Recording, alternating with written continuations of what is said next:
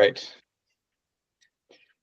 All right, Mr. Lopez, I think what we have for you, I think we have character design, story, and I think we have, do we have environment too? You were saying, Joseph, you uploaded stuff in Oh some yeah, I uploaded something, but yeah, I want to upload more. Yeah, Okay. 3 days. Yeah, so I'm working on some other stuff. All right.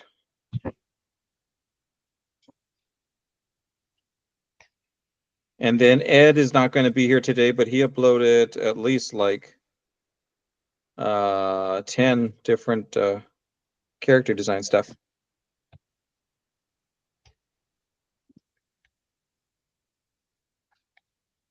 How you doing, Melissa? I'm doing okay. I'm doing better. Are you? Yeah. Good. We figured some things out, so I am on the mend. Oh, good. All right. Well, that's good. That's good news. So to get you up, Melissa, as James is reviewing and looking at everything, I think all of the so what I'm trying to do now, because so I'm recording the videos, but they're just getting lost and it's hard it's a lot, so it's, you know, I have to pay for the Google, all that Google space stuff. So what I'm just going to do is I'm just putting it up, and it's there for you. There's a link. I believe I put a link in the Discord, so you can get our meetings.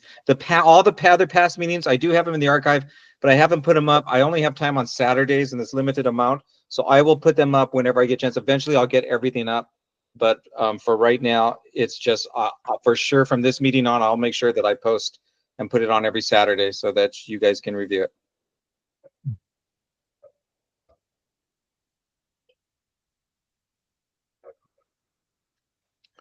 All right.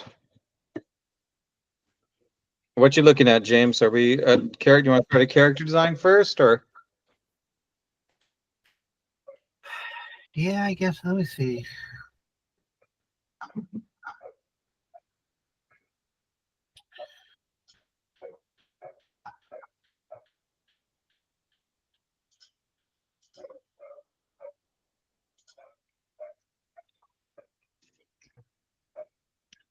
Yeah, I'm just looking at what was uploaded and stuff.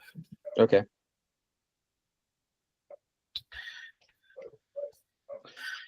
I put in, I think under the animation channel, I went over Ed's drawings. I liked his timing on it, so you might want to check that out too. And I just put some more expressive characters on his key animation stuff that he did, that little animatic kind of thing. And the animation channel? Yeah. It's not quite animation, but yeah. Is it? Oh, I see.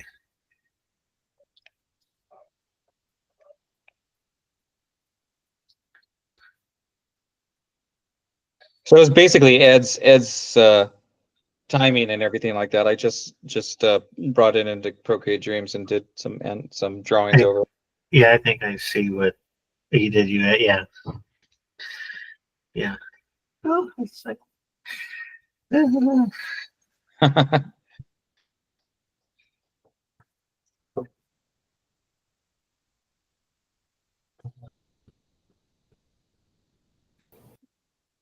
neat. Yeah, I'm looking at Sifa's drawings right now.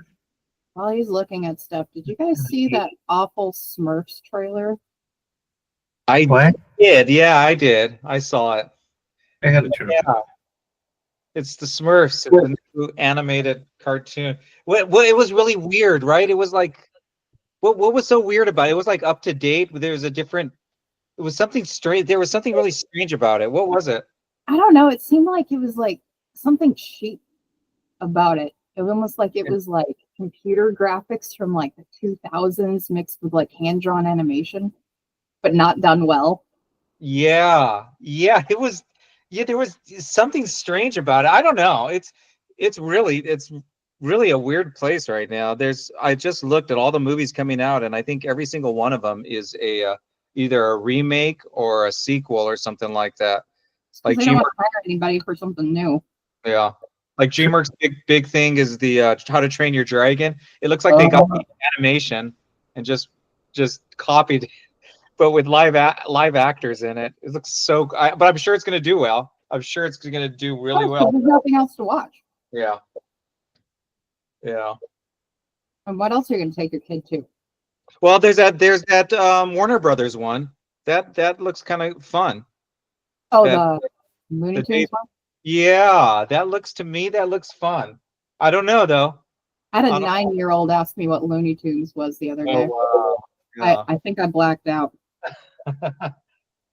Yeah, I did notice when I saw the trailer, I did notice that the animation that they advertised for it, you know how like in some movies, and maybe James can explain why, like the beginning of the movie, the animation looks really good, and the end animation looks really good, and then the stuff in the middle looks like it's kind of cheap. Like if you see the movie We're Back, that Steven Spielberg movie, like the beginning animation was really fun and good, and then the end animation was good, and then the stuff in between looked like it was done by a totally different studio. Almost looked like Did they TV. run out of time? I don't. Someone told me that animation sometimes they do that. They put the really top-notch stuff at the beginning, and they figure the people are going to forget it in the middle and not be so notice it. I don't know, but that's what it looks like. That Looney Tunes. I saw some stuff that looked kind of clunky. Well, usually they start on whatever they think is working good in story first. You know, if you know, not because like not all of the time the entire movie is working, as they say. Yeah. But there are sections of the movie that they feel like they will most likely keep, or they feel is working well. So they figured to go ahead and start on that.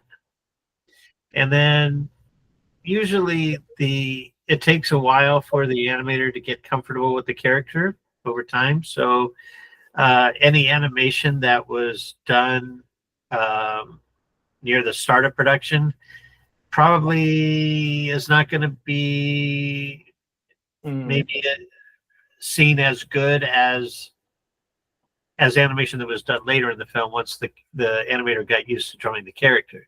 And usually they try to do the action stuff first so that the animator can get used to the character and, you know, not have to worry so much about the drawing, because they can hide a lot behind big action movements, you know, and save the more emotional acting stuff for the end of production when the animator is used to drawing the character, so that they can hopefully pull out a better performance. That's typically how it goes.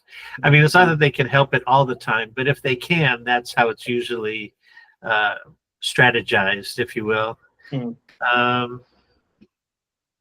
As far as the other stuff, you know, looking like another studio, it may have been possible if there was, you know, a necessity to outsource any of the animation. So if they ended up falling behind, or sometimes even from the start of the production, they guarantee an outsourced studio a certain percentage of the production. So they might say, okay, well, no, going into production, they'll say, okay, maybe, you know, 40% of this movie will be done in-house and 60% will be done through the outsourced studio. They already have that negotiated and figured out. So that may be part of it. So you probably are seeing animation that was done by literally somebody else, by another studio, you know. Who do you think's doing all the 2D animation for that Looney Tunes movie? That was a whole feature movie. Like, or are they people from the old days of Disney doing it, or is this all new breeds of people? What, the one that's about to come out? Yeah, yeah. I have no idea. I mean, usually whenever there's a 2D movie that's in production, usually the news gets out really fast around to everyone to say, oh my God, there's actually a 2D production happening. Go call so-and-so and, you know, wrangle up everybody and all the usual suspects. But I don't know, maybe because I was left out. I don't know. None of your friends working on it? What's Like that? you haven't heard of any of your friends or your colleagues working on it or anything? Absolutely no one. Wow. Absolutely no one. So let What does me that see. Can mean? I write this down? Because I was trying to figure out like who did Space Jam 2. Yeah, there were some big names that did Space Jam 2, if I remember correctly. Who was it? Let me look at it. Okay, so let me look at it. I have it. Yeah, I did take. Didn't James Pomeroy work on it? Okay, so according to this animation, it had 1, 2, 3, 4, 5, 6, 7, 9, 10, 17, 18, 5, 34 animators, about 35 animators, and which is now typical for a modern day 2D animation film. And I only know 1, 2, 3, 4, 5, 6, 7, 8, maybe 9. 9 of them. So the other like 20 something, I don't know who these people are, which is very interesting, like, I mean, I don't know where they came from. Huh. I wonder. Yeah, that Looney Tunes. Maybe it was done overseas in the UK. I don't know, because usually what would happen is that when they do that, they would give a separate credit. Now, I don't know, this list that I have,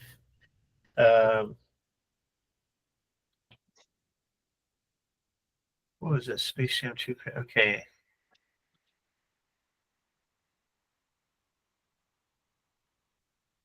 They usually separate it out by studio.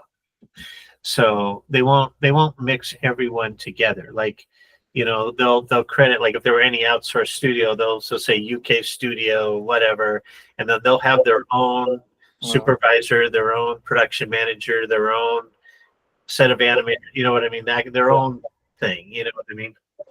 And they usually won't mix it for the in-house people. Yeah, so yeah, I'm looking at, like, it's funny because I only recognize a few names, but not all of them. So I have no idea who the rest of the crew is, or what their background would be, or where they came from, or anything. Isn't that odd though? Isn't that strange that you wouldn't know? I mean, you would think. You would think. So yeah, I have no idea. Like, I mean, it's yeah, that's it's weird to think, because they're actual under animation and not cleanup. Yeah. Because cleanup has a separate list, and I don't recognize anybody on that list except for like literally 1 or 2, and they have at least like 40 people there. Do the names seem foreign to you? Which is really neat, because cleanup is one of the hardest things to find support for, because it's even less than animation. Isn't that a good thing? Because it probably means that they're bringing in new faces for stuff. Yeah, I mean, obviously they must be out there, so they're there. So yeah, I guess that's good. I guess the only bad part is that it doesn't seem that there's enough 2D productions out there to keep everyone sustained, in between years between productions.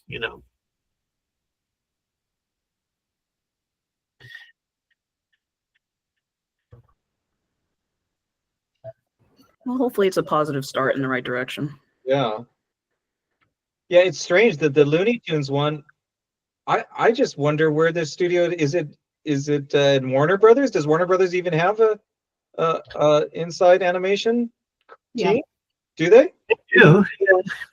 I mean, they do have their own studio on the lot. I don't know. I mean, and usually I think it's really more for their television productions. You know, I don't think they do that many feature work. They do more probably television work than they do. So, yeah, you know, they definitely have their own little section or whatever. I guess the big thing is how full they keep it. You know. From time to time, you know what I mean? Whether, you know, and usually it's happens where a production gets started, they hire everybody until the production ends, and then they let them go. And then when they start up a new production, they'll hire a new staff, which may consist of people who had already worked there before, maybe even some new people, you know, depending on what everyone's availability is. But at that time, you know, because once you let people go, then they start looking for work elsewhere. And then when they try to call people back up or whatever, or, you know, that kind of thing, or they put a call out, you know, some of the people don't the same people don't reply because they already have jobs somewhere else. So then that leaves potentially open for new people, and not necessarily new in terms of like experience, meaning just, you know, a new person that wasn't there before. You know. Yeah. So yeah, it's not when I say new people, I don't mean like people just out of school and stuff. I mean new people, like new to walking through the door there, you know. So like, you know, like myself, like, you know, I jump around. I used to jump around from places all the time, and that's how it would go. That's why when you talk to animators that work for a certain amount of time, you know, they say, "Oh, I worked here and I worked there, with Disney and DreamWorks and Warner Brothers," because they did, because that's how it goes. They'd hire and, well, I not say fire. I don't know. They say let go. Technically, it's the same thing as being fired, but I always thought that fired meant that you left under bad circumstances. That, you know what I mean? But technically, just being let go means that you were fired. So even if you're not shouting at, you know, your HR on your way out, you know what I mean? It's, you know, so yeah, and it has an effect when you try to collect unemployment. What is it? If you left on your own, then you disqualify yourself. But if you were actually let go, then you're entitled to benefits. So if the studio actually couldn't afford to pay you and had to let you go, then you're entitled to benefits. But if you left because you wanted to, because you just didn't feel like working there anymore, or maybe somebody there didn't like you, you know, then you don't qualify. So that's why you always want to be laid off and not fired. Success to be laid off and not fired. Hey, I found out why we're not seeing the animation for the Looney Tunes movie. So it was done by Tonic DNA, a Canadian animation studio. All of the animation, everything, cleanup, everything was done in Canada. So that makes sense, because that's why it looks so funny. Yeah. No, seriously, is that what it was? Because it doesn't look right to me. Yeah, it was all of the actual production, all of the animation, the cleanup, the in between, everything was done in Canada. Everything. Nothing was done here in the US. Well, that makes sense. Okay, now I see. Now that all makes sense. So now I can look at it with like, okay, because everyone was like going like, what the fuck? Like how did like they screw this up? Really? What was it? The animation was clunky, or was it just bad drawings, bad timing, or poses? Well, it doesn't look like the characters, you know. Yeah. Well, at least in my personal view. I mean, you know, of course, obviously, it's identifiable as Bugs Bunny and Porky and stuff, but from my point of view, they're a little off model in that they were kind of stylized or something like that. Yeah. Both stylized in their model and also in their style of movement. Now, that's not to say that it doesn't have appeal. You know what I mean? It still moves very smooth, and it feels very wacky. So it kind of does support the concept that this is a loony cartoon, and then just like kind of leave it up to the general audience to determine whether or not they like it or not. You know what I mean? Yeah. Yeah. See if they go for it.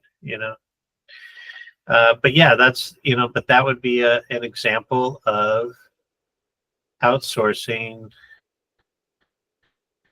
jobs and stuff like that. And the thing is about that is, here is Warner Brothers supposed to be a union studio. You know what I mean? And I'm a member of the union. Warner Bros. Is located here in Burbank, and I'm located right next door in Glendale.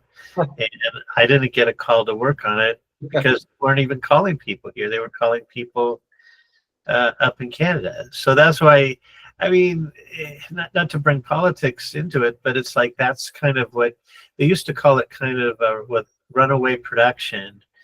And I'm not sure if they were at some point, the union was trying to push back at that at some point about, having outsourced shops do stuff. Because I know Disney right now is trying to outsource everything to Canada as well. They built a studio up in Vancouver. I think they're doing a lot of their feature animation work. So now the nice thing, I guess, is that with digital technology, with the ability to since we're not animating on paper, we're all doing file sharing. There's servers that nobody knows where it's actually located. It really does open up the entire world to make the whole world a giant studio. So in many ways, outsourcing doesn't make a difference anymore. The only real thing now is, where do you happen to live geographically? So, for example, like if you're living in LA, you're probably paying more for where you live. So, kind of like your overhead is more. You're going to need more, technically more, as opposed to somebody that might be living in the Midwest. You see.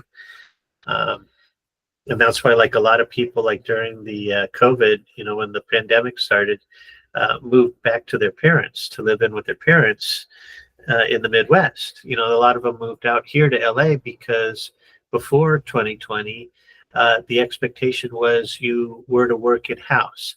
And unless you were a real exemplary designer or something that somebody just had to have, you weren't allowed to work remotely, It was a very unique circumstance if you got to work remotely at that.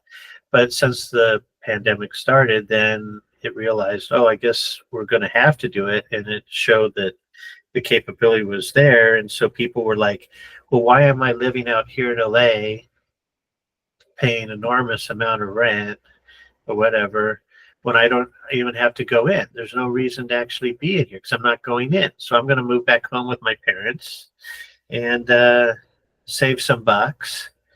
But you end up making the same amount of money that you would whether you went in or not. So if you didn't go into work, they didn't cut your pay, or they didn't say, well, since you're not going in, we're going to reduce it by 30% or something like that. No, you got paid the same, Yeah, and it used to be really tricky, like before the pandemic too. It's like what studios would do. The other thing too is that if you were to go into production in LA, you were susceptible to becoming a union studio. So, for example, if you started your own studio in the county of LA County, if enough of your employees voted to unionize, you had to become a union studio. Okay. But what some places would do is get clever, and they would make their headquarters just outside of LA County, but they would set up studio space in LA County. So the business address is out of the union's jurisdiction, but everyone is working within union jurisdiction. So that's what allowed them to evade the union or unionization, that kind of thing.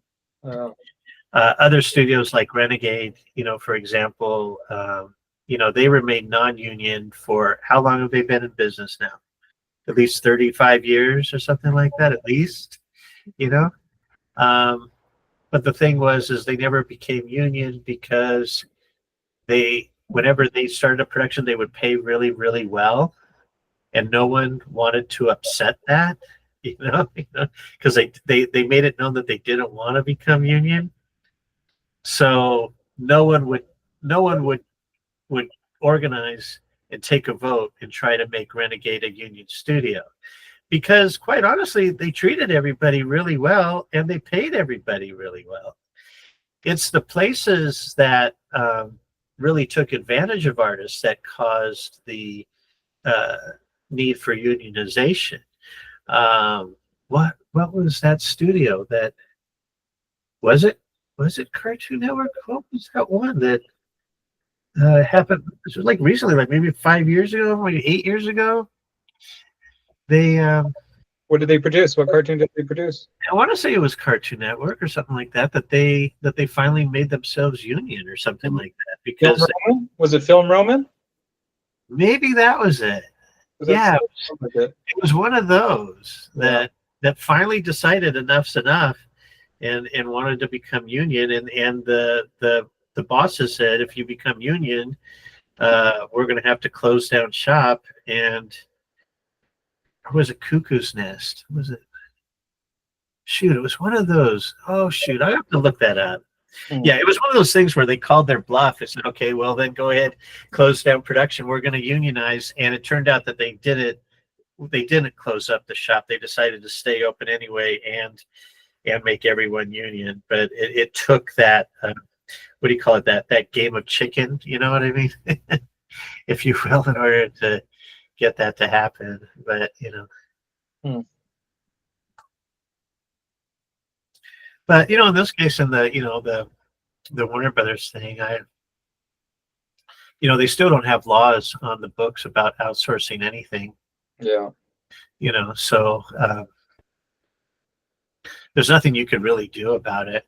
I mean, the only thing you could really do is be good and be a really good animator and work really cheap and annoy your congressman. Yeah. So and I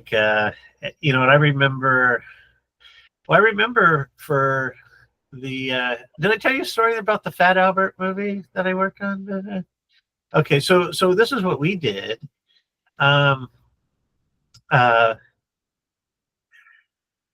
had these animated sequences in the live action Fat Albert movie, and they were going to do most of the animation up in Canada and keep a small team here in LA to do like the main shots, and supervise the stuff from Canada. So we would probably end up doing layouts and sending the layouts up to Canada for them to animate and then send back, and then we would give them notes if we needed to, and then they'd have to do the revisions and then send that back, and we'd be done. So what happened was we found that the time that it took for us to, one, create the initial layouts, and two, make notes on their work on how to fix it, the time it took us to do those two things, we could have animated the thing correctly the first time. So we were just spending time that we could have been just animating the damn thing, trying to teach other people how to do it right. So we were like, well, why are we giving work away then? It's like, so we marched into the producer's office and we pitched him this idea to basically get rid of the outsourced Canadian studio, and that we would just do it here in-house. All we would need to do though is hire maybe 2 extra people, I think is what we said. Just give us two guys, and we'll just do it all here. We won't even have to send it out. And he said, okay, but you know what you guys are going to have to do, like the same amount of footage that they were contracted to do. I said, yeah, don't worry, we'll do it. And we did. And it was something like 20 feet a week or something like that. But we did it. You know what I mean? So in a way we kind of took back production, Nice. But Did that make a difference? Did that send any waves in the animation industry that you guys did that? I don't think so. I mean, I think all we did was probably just work a little bit harder, maybe, or something like that. But the thing is that, we were already working hard. We were working hard to get through our work, plus, babysit this outsourced studio. You see what I mean? So, it would have been ideal if they just could have extended the schedule, but again, extending the schedule means you have to pay those animators that weekly thing too. So it really didn't ultimately save money, I think, because we didn't get paid extra for it. It just, what it really kind of showed is that we had the capability of doing it without All the red tape. the outsourced studio involved. But then that's what the thing we wanted to argue about is to say, well, had they not had already contracted the outsourced studio, they could have gave that money to us and just paid us that much more to be working that much harder. You see what I mean? So I don't know why we did it. I think we just did it because it was just too much work trying to correct other people's stuff and have it come back and make little corrections and come back, and nobody cared. It's not like the animation came out and they said, wow, where the hell did that animation come from? Look at that. Look at how good it is. Oh, wow. Oh, wow. Nobody cared at the end of the day. Okay. I guess we did. Oh, yeah. So it was fun for a few months. Yeah. And what studio was that? That hired you for that? That was Warner Brothers. Yeah. That was Warner Brothers. That did. That was Warner Brothers. Oh, wow. Wow. Yeah. Wow. But even then, it was like, we could have even then, we could have even done it ourselves outside of Warner Brothers.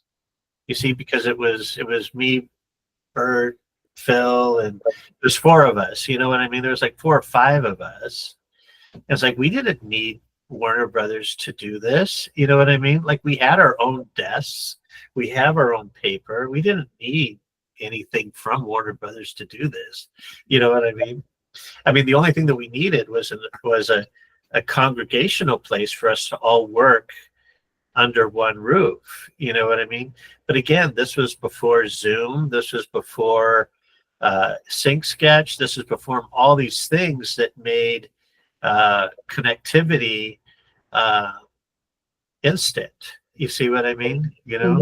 There was no way for us to have a meeting. That's why everybody really needed to work in-house, because communication between each other was so key, but we didn't have this technology set up at that time. It wasn't even, this is like the future. I mean, now that I'm looking at these, little squares with everyone's faces, it snuck up on us, but man, this would have been like the future, like what, the fact that my computer is like razor thin, it's only this thin. There used to be tube, monitors that were like that thick. It's like, I don't know if I could see my workspace like 20 years ago, like if I, you know what I mean, I'd be like, going, fuck, look at this shit. It's the future. Look. Do you still have your actual animation disc, like an actual real animation disc? You still do? Yep, it's right here. Right here. Where did you get it? Did you get it from Disney when they sold all their discs? No, I had it custom Oh, made. Custom. Because they weren't selling them yet, because I bought mine when we were at the height of 2D animation. So I was doing so much work at home, either taking work home or doing freelance, that it made sense to have a desk made, So yeah, I just copied the dimensions from my one at work, because it seemed to have a good layout about it, or I was so used to it. So it's it's almost an exact identical copy of the one that I had at Disney, with the exception of the nice drawer pulls that the company Kim Weber, who made the original desk, they had. They're just standard Home Depot pulls. But I wonder if they're still selling these days. what? I wonder, are they still selling these days? I don't know, because you could now you have to like go to like the dark web to get a desk, or no, like eBay. I call eBay the dark web. No, I think somebody will sell them, but they go for a lot if they're authentic. You know what I mean? Like if they're an actual Disney desk, but Weren't they throwing them out to begin with? They were selling them for super cheap, trying to Tossing get them out, rid of like, them. want one, come pick it up, or we're just gonna trash it. Yes, yeah. yeah, I remember when I was at DreamWorks, they announced they were selling their DreamWorks desks, which were like they were nice desks. They were wood, and they had the shelves and everything with the tilted board and everything, but they technically weren't Disney. They were selling them, I think, for $50. Oh my gosh. You just had to come with your truck and unload it. So we got like a bunch of stuff, like scene stackers, like shelves with like all those little slots, so you could put all your individual scenes and organize it, stuff like that. Wow. But now nobody uses paper anymore, so now it's like kind of obsolete. So I believe someone use it these days. the what?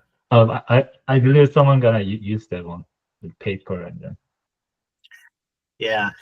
even though not using it. Now they've got technology where you can just draw it in any sketchbook with a special pen, and it like sends it to your phone digitally. Oh wow. I just saw that on YouTube. Oh, that's cool. So technology is going back to paper apparently. Yeah, I saw some where you put like a little ring on your pencil or something like that, and it'll record. This is like a sketchbook folder. You can even take the sketchbook out and just use it as a drawing pad for your computer. Wow. Like a Wacom tablet. Oh, wow. Huh. What's it called? Using paper? Let me look it up. I found it on YouTube just the other day. I think that's for the texture effect kind of thing. Texture. Yeah, like there's just a difference between working on paper and working on a screen. Yeah. Let's see. Because is it like, do you have like actual paper that you draw on, but you still have to, how Let's do see if I can find the link and I'll put it in Discord. Yeah, just have to see what you're drawing, and Because it kind of blew my mind. I think the way it works is that it's monitoring the pressure of where you're pressing your pencil, and then it's translating that into strokes on the actual tablet. Yeah, I think that's.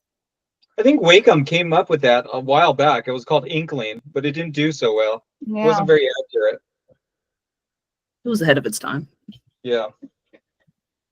Yeah, I'm curious because I know we used to. Okay, you used to have to like the tablets, and you used to draw down below, and then it would appear up above, and Mhm.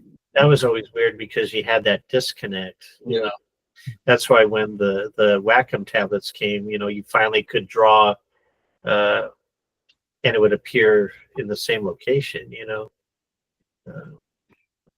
and then they started trying to outfit the animation disc circle so that you could insert your laptop or your iPad and still turn it. You know what I mean? And or put it that way. I mean, so that we wouldn't have to get rid of our discs, and so you could also, you'd have a tendency to want to turn this stuff, and I think the old Cintiqs used to have a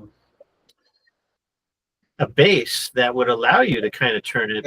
Now the Cintiqs have like a bar that just doesn't allow you to turn it. So now you turn your screen through hotkeys, like rotate your screen and not rotate your tablet.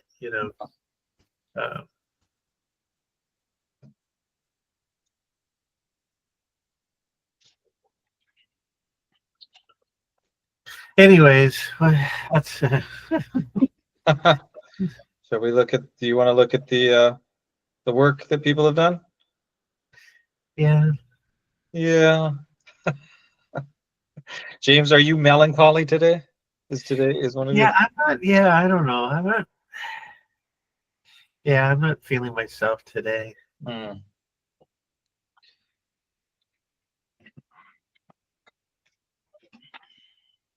Yeah, I don't know. I guess I mean, I wanted to ask you guys a question.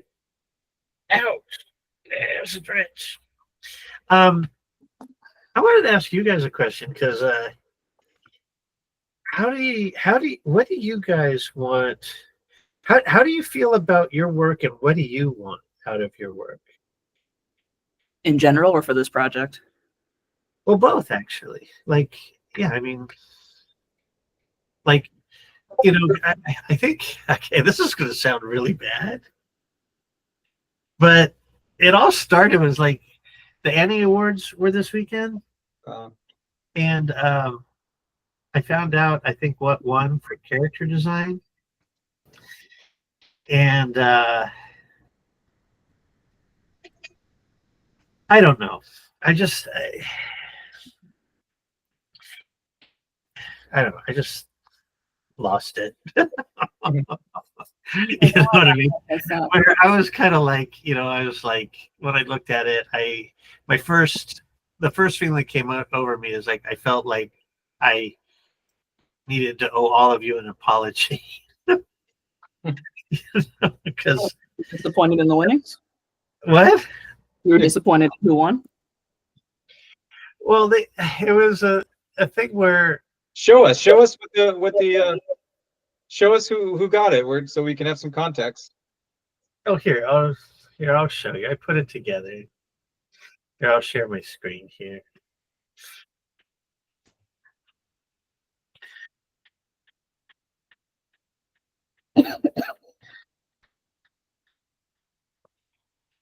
Where is it? Oh, there it is. Okay. All right. Share. Okay. I'm sharing screen. Okay. So this one. No way. This one, best character design. No way. For this show, Moon Girl and Devil Dinosaur. I've never actually seen the show. I mean, my understanding is that it's a likable show, But anyways, these are examples of their designs for that show, and they won the Annie for best character design. And I get it. They were up against Arcane. How? What? Like, I'd expect Arcane or somebody to win, not that.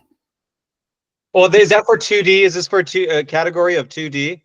No, Or- it was for children's media or something Oh, like that. Michael's, yeah. that explains And it. I think the other nominees were X-Men '97. What were the other nominees? Another show called what is it? What was the show called? Gentry Chow versus the Underworld. That was a good one. Yeah, here, let me show you what those designs look like. Well, here's a sticker sheet of it. Yeah, I've been following one of the artists for their concept art on it. I'm not mad at the nomination. Yeah, so here's Oh. the designs from their show.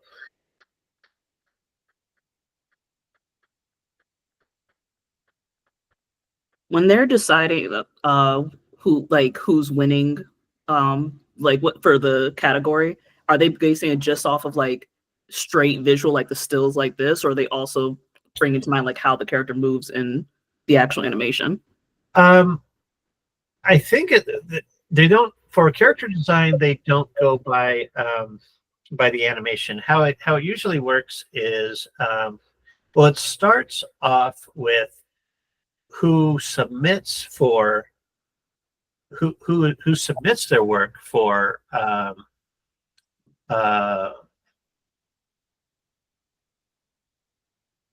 nomination. Okay, and that usually is getting approval by the producer to do so. So, like, if there is a character designer that's working on the show saying, "Hey, I want my stuff for the, I want to enter it for the Annies," they'll have to get the approval of the producer to submit it first, and then what they do is they basically submit their portfolio, and it could be any number of sketches that they want. It could be as just turnarounds or model sheets or something like that, whatever it is that they show. And then they have a jury of other character designers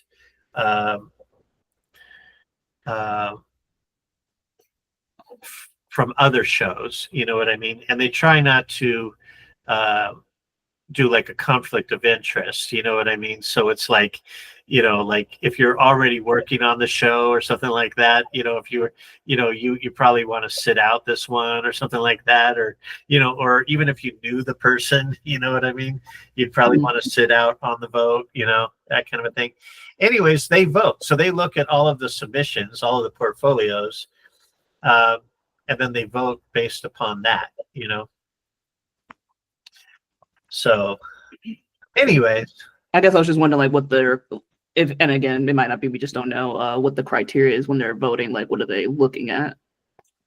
Well, that's the thing, is it's not really like criteria based. Like, there's no rubric, you know what I mean? There's no like thing like, our proportions rated, our things like straight against curve, all of those little principles that I gave you, like stuff like that.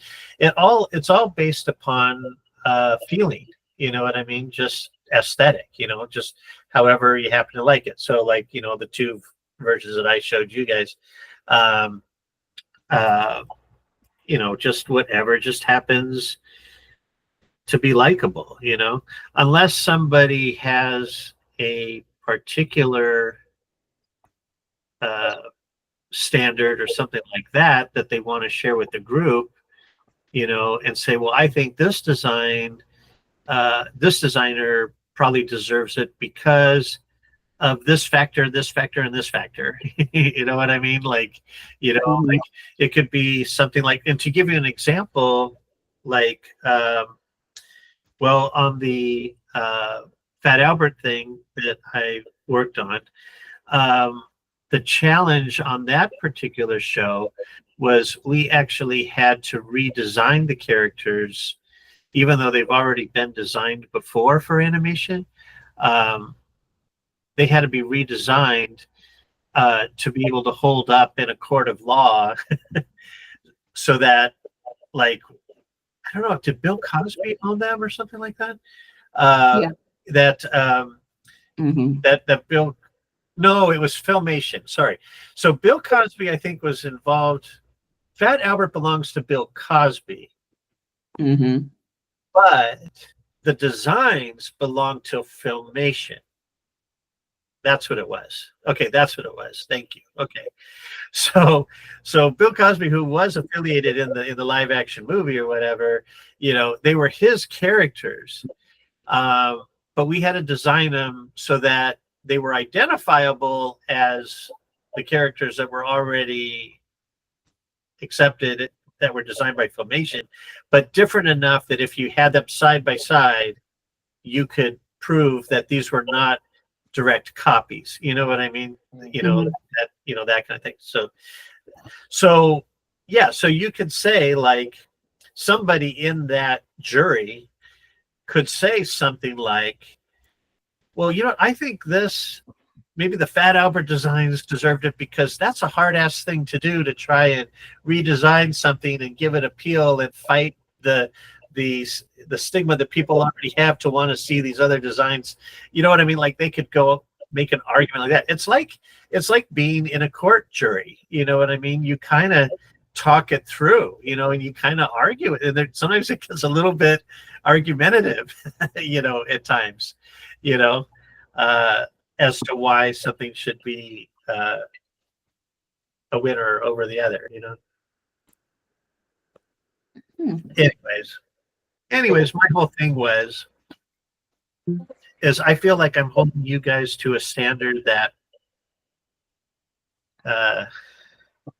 either doesn't exist or is outdated or whatever. And so I guess I wanted to know from you guys, like, how are you feeling about, like, do you think, am I being, well, that doesn't matter what I am. I want to know, like, how are you guys feeling about your designs and moving forward and stuff like that. And, like, what do you want? What do you, oh, okay.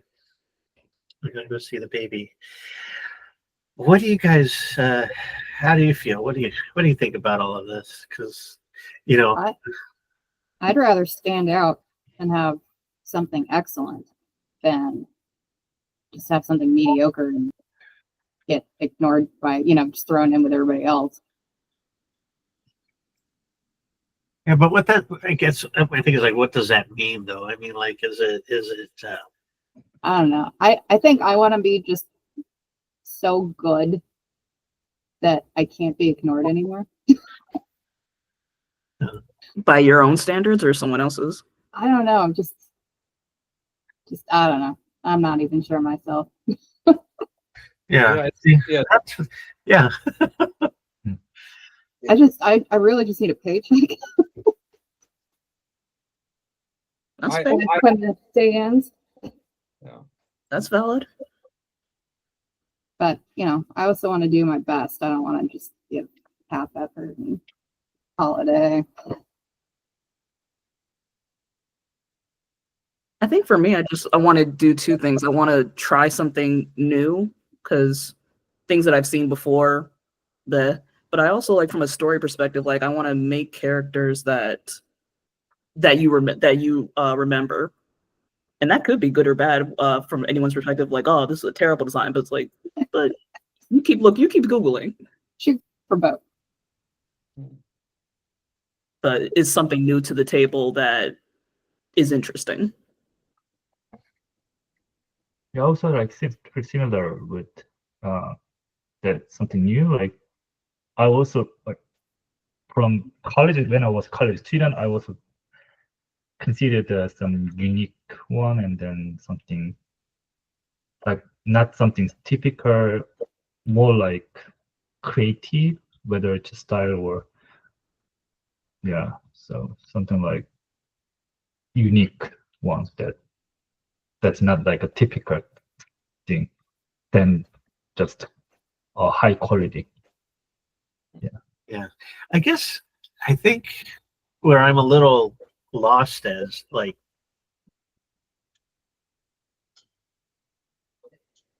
like what does high quality mean? Like what is what does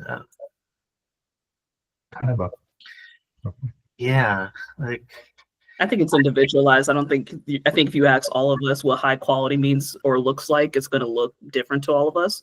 yeah. Because even something really rough, like if we use Arcane for example, they have some scenes that are completely just raw, scratched animation and drawing on it, but it still looks high quality. Mm-hmm. It's intentional. And I think the difference between it is it's very noticeable when you create something rough but it's made with heart, rather than something rough that's done just out of callousness. I mean, are we focusing on the wrong thing? Is it not so much our quality we need to focus on, but just the enjoyment of making it? Like, are we enjoying making it? I mean, granted, I want to kill every pinata I see in the store now, but as much as like entertaining, you know, something like that.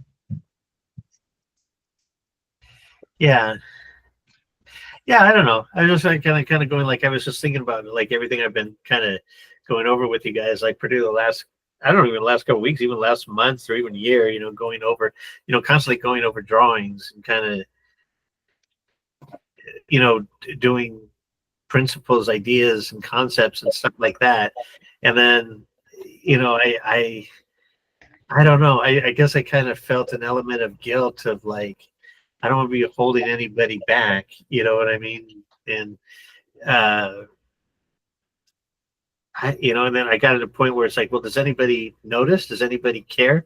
Does this even matter? You know what I mean? Like that whole list of things that I put down, and I'm just like, and I honestly can't tell anymore. You know what I mean? And so I don't know. I'm trying to figure out how to move forward too. And I guess I wanted to start with you guys, kind of like, just kind of pick your brain, like on like what do you? I mean, are we doing the right thing? Are we, you know what I mean? Are we? I don't know. You know what I mean? I don't know if I'm even making sense there, but it's like, you know, I don't know. I just.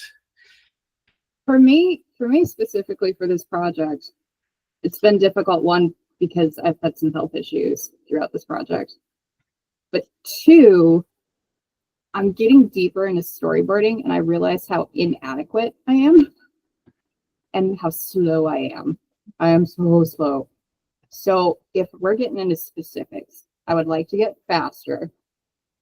And I'm just still trying to figure out how to get the very gorgeous images in my head somehow onto the panels and figuring out camera and everything. And unfortunately, it's just one of those things where it's going to take a few years of doing it wrong to get it right. Yeah. But that's something I would like to work on, just trying to figure it out. And then another thing I thought of while we were working on this is I feel like we get stuck sometimes with this story, and I almost wish we had picked a couple projects to Blue Sky, and whatever one was running a little bit more smoothly, we'd pick up and then we'd shelf the other one for a little bit. But, you know, that's just my opinion so far. Just to echo of, sorry, what were you saying? No, go ahead. Just echo, just as, again, keep in mind, I've only been here for a couple meetings, but I feel like the thing that's missing is it feels very, like I said, still feels very Blue Sky, and the idea that it's like we're not committed to like the story. Mm-hmm. We're still trying to like, we're still kind of making random things and like kind of seeing what sticks on the wall. But like, I think it would be really nice to like go back to the stories. Like, okay, we know what we want in the end. We know the theme. What actually happens, like frame by frame by frame, like who's Miho's first opponent? What happens? Are we doing stuff in between? What are like how many opponents are there? Like what does it visually look like? And I think that'll also help Melissa with storyboarding because she doesn't have to imagine what's happening. She just has to imagine how to execute it. Yeah, I'm not gonna lie. The fact that we've got some of Sifa's character designs has actually helped a lot. So now I've saw a couple of them and I was like, ooh, I totally could do this with this guy because he's this shape and it would be funny. And so, yeah. Thank you.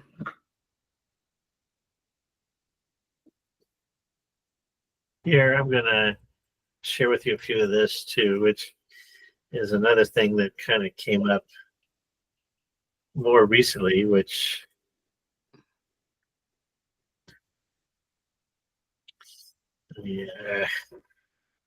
get this together.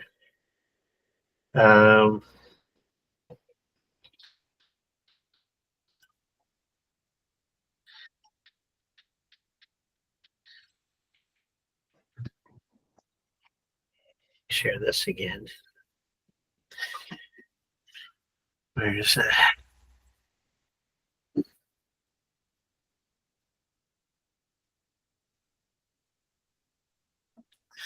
So here are some sample storyboards from Secret and M, made by Don Bluth. And, you know, a Facebook friend of mine, a former animator, you know, he shared it probably from another site and said, you know, look how magnificent these are. And I'm like, well, yeah. You know, don't they look gorgeous? You know what I mean? And thinking about how, I mean, we don't see this kind of storyboarding Full blown illustrations.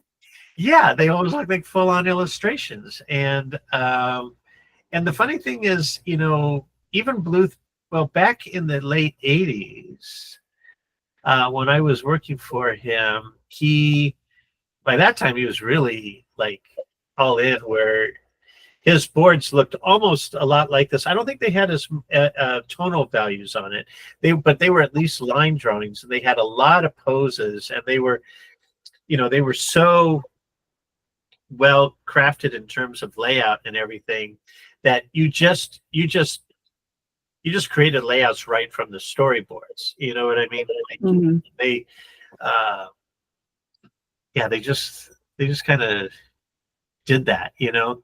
And again, you know, like, it's just something that's not being done anymore. And it's like, you know, this is where I'm kind of like, you know, I'm kind of going through this phase now of like, you know, well, what should be our target? How much expectation should there be upon an artist to perform? You know what I mean? I guess that's what I'm ultimately wondering, you know, because for a lot of people, you know, there's a jury out where it's like, well, sometimes it's better, you know, to have rough storyboards that just go for the gag, go for a general feel, and then leave it up to the next department to figure out a lot of this stuff. You know what I mean? Because you have here, like in these boards, you have a lot that's already kind of figured out. Like, okay, we're going to have like an arched doorway. It's going to be made of brick, and we're going to have like little bones there. And over here is going to be some kind of structure with open areas. And we're going to have a puddle here that, you know, we're going to have stones that look like this, you know, you know, all this, you know, and this thing in the foreground that's going to create like this A-frame triangular composition. Like, that would be layout stuff. So like what Don was doing was kind of like a combination of story and layout combined, you know. And yeah, and I think, you know, that stuck with the Blue Studio for the longest time. And now it seems like that's what we're doing a lot even today, to a point. And that's what's, you know, kind of creating a point of contention with everybody, is like, you know, especially board artists, is what should they be expected to do in terms of performance? Like, well, you know, oh, you're telling me I have to come up with the layout now too, in addition to all the character poses and, you know, the lighting and, you know, everything like that, you know. Yeah, anyways, that kind of came up today, and it got me thinking as well. I was like, yeah, shoot, I haven't seen these things in forever. And it's like, I get it. You know, I mean, to do stuff like this really requires a talent, a unique talent. You know what I mean? What do you guys Sorry, I didn't mean to interrupt. Would you guys be okay if I actually tried that attempt? Made it, because I'm an illustrator. Like, I trained as an illustrator. That's what I did before this. I'm actually more comfortable doing what Blue did there than me making animatics. So I'm almost tempted. Maybe I need to put Storyboard Pro down for a bit, and I could probably make some beat boards that are more illustrative, probably a lot the realm I've lived in for a decade.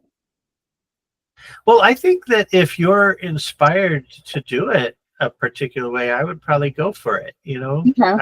I'd like to see what you kind of come up with. I mean, again, I think in part the purpose of all of this and getting together is kind of exploring what we can do. I mean, I could share with you how maybe things are done today, in the studio thing, but that's not to say that that's absolutely how it should be done. You know what I mean? Right. So I think it is open for something like that. If you feel more comfortable about, drawing something more illustrative like this to get whatever ideas you have, I'd say do it. But then I say, really, I think the most important thing is the actual idea. Right. Because it makes me think, like, looking at these storyboards here is,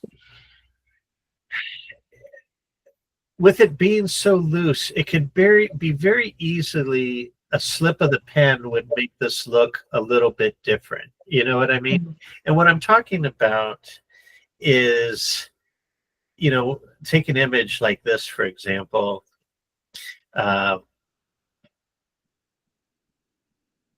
Oops.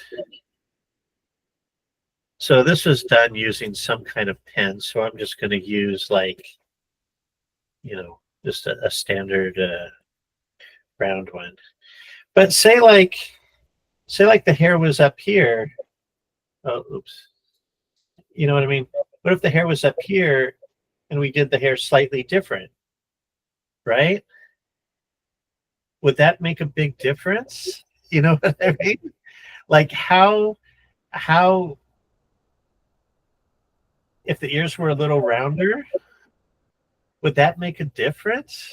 See, what are we talking about? Are we talking about what makes this look so good? You know what I mean? What is it about this that makes it look so good? And this is what's kind of hard to reconcile. Same thing here, like this edge of the book. It has like this little edge here like this, but what if you just did this? You know what I mean? Would it be the same, or is that getting too crazy nitty gritty? You know what I mean? Like, again, what is it? Or is it the composition? Are we looking at? Are we looking at? You know what I mean? Like, is this what we're responding to? You see? Like, this is, like, to me, the mystery and religion of animation, you know what I mean? Is like, what the hell? And this is what makes it so hard to, I don't know, to figure out, in terms of, like, when working with others and trying to inspire others and try to teach others, how far does one go? You know what I mean? And how, if any way, do I encourage you to do something? And what is it that you want to achieve? Like, what is it that you want to do? And I would almost kind of hate to think that it was just to make me happy. You know what I mean? Like, if you left this meeting saying, wow, I made James happy, you know what I mean? I guess what I'm thinking is that I guess what I'm feeling is that, you know, they have this imposter syndrome. They call this imposter syndrome, you know. And at least for me, it's a very real thing, you know, because I think with seeing the Annie recipient, I think that imposter syndrome really struck me really hard. You know what I mean? Because I felt like an imposter. You know what I mean? I kind of felt like I kind of questioned as to whether I am being a genuine service or a genuine guide to you. And I want to check in with you to see how you guys feel about the work and your work, and what do you want to do so that I could be a better service to you. Does that make sense? Yeah. Okay. Yeah. Okay. For me personally, as far as like in the bounds of the project in general, Yeah. I want to make a finished piece. Like the goal for me, I would love to see a finished animation pushed all the way through. So everything that leads to that, to me, is a win. Okay. And like again, this is just how I work. I do really best with like, hey, we need to make A, B, and C decisions, and we got to push this forward because like I understand we don't have a deadline, but like the goal is to finish something. And if that's not being pushed, then it's just the goal is not going to be met. So anything that serves to the goal of like pushing forward in the step, I'm not sure what every step is, but going to those next steps to me is what I'm looking for. I don't know if anyone else feels the same way or has a different opinion on like what they're wanting from the whole project. Uh-huh. Okay. I mean, that's okay. Good to know. I guess I was looking for like more like, for example, Leo, like, where do you think we are with character design? Do you think that we're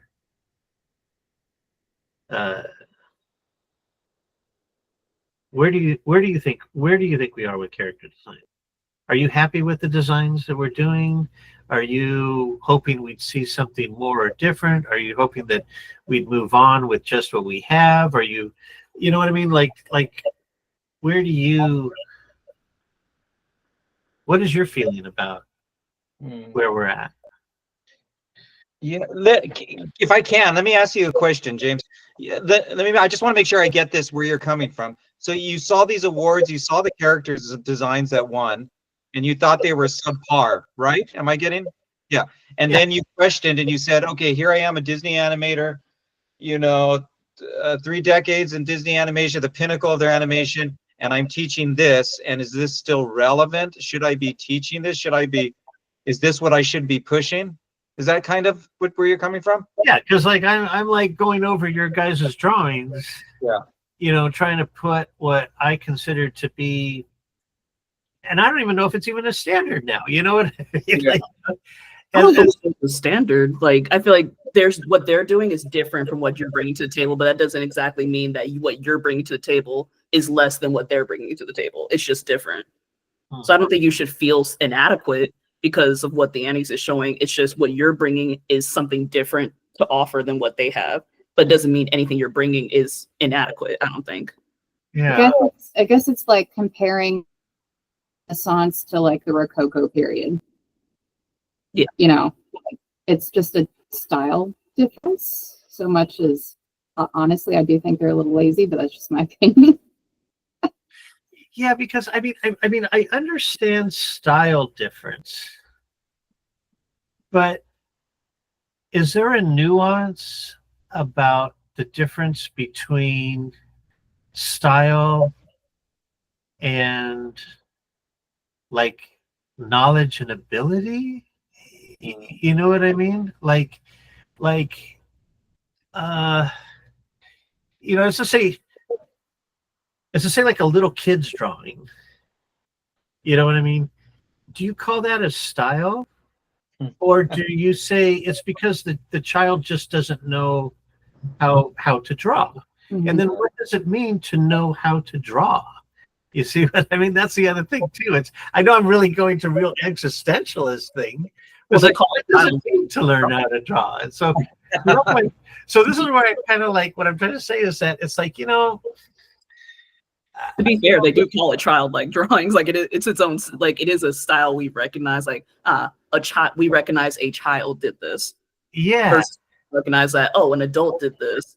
They have a different, like they grew in a skill set.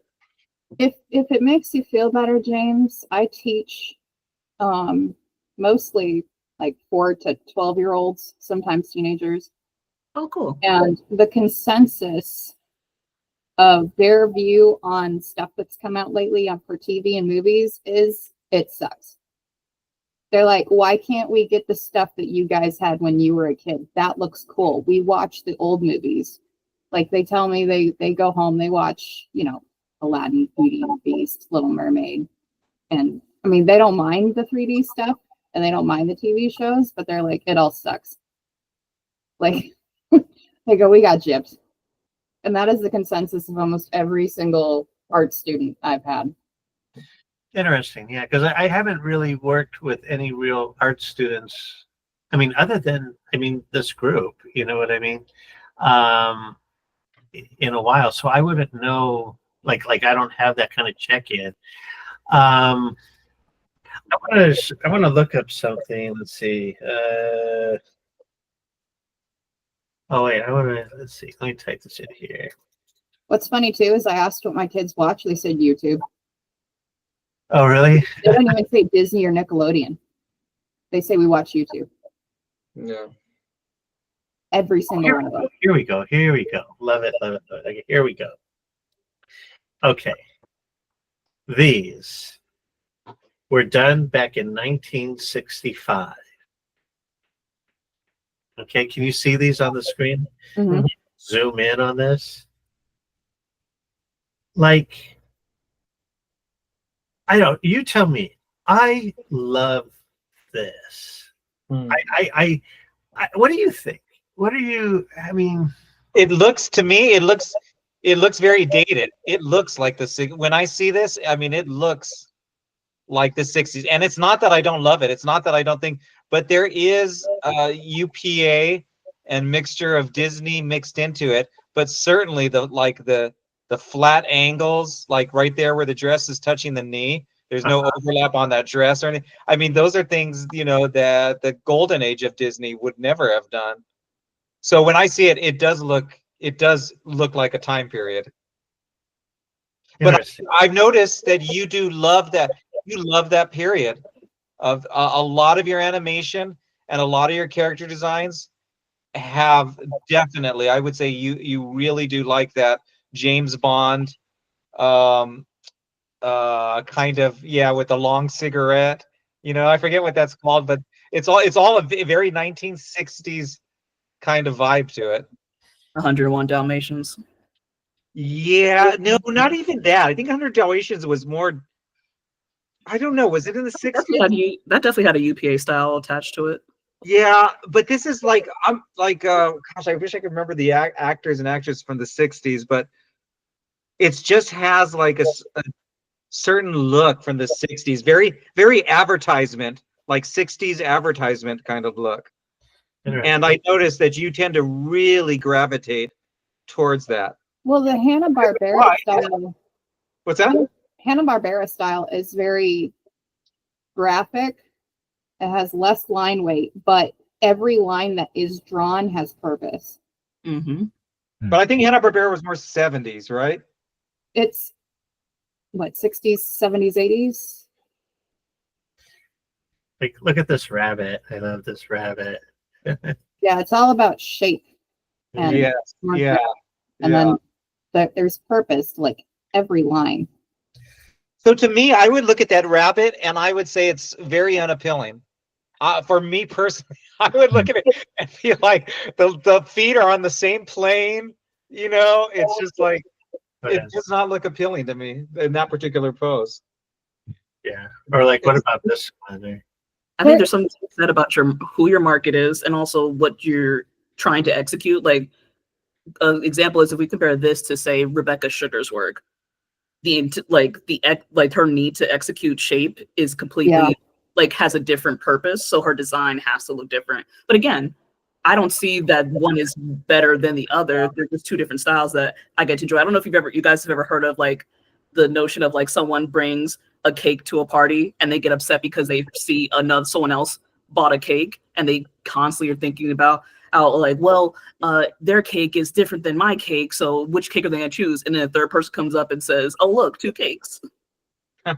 Yeah. I almost feel like what they're trying to do with character design right now, like what you showed with the Moon Girl thing, is also really graphic, but they waste.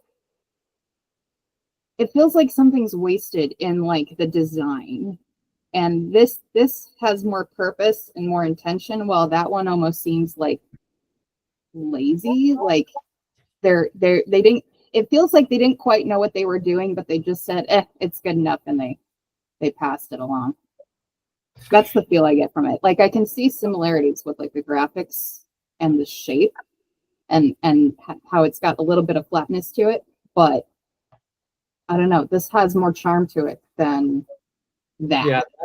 And plus it's driven by vector. I mean, you could tell this is made to be vector, rigged, animated. I mean, you could Is it just because one was made by hand and one wasn't? What's that? No, I meant the machine that made this is obviously Toon Boom Harmony or something like that with a rig on it. I mean, it's so vector. And these are awful drawings of the actual cartoon.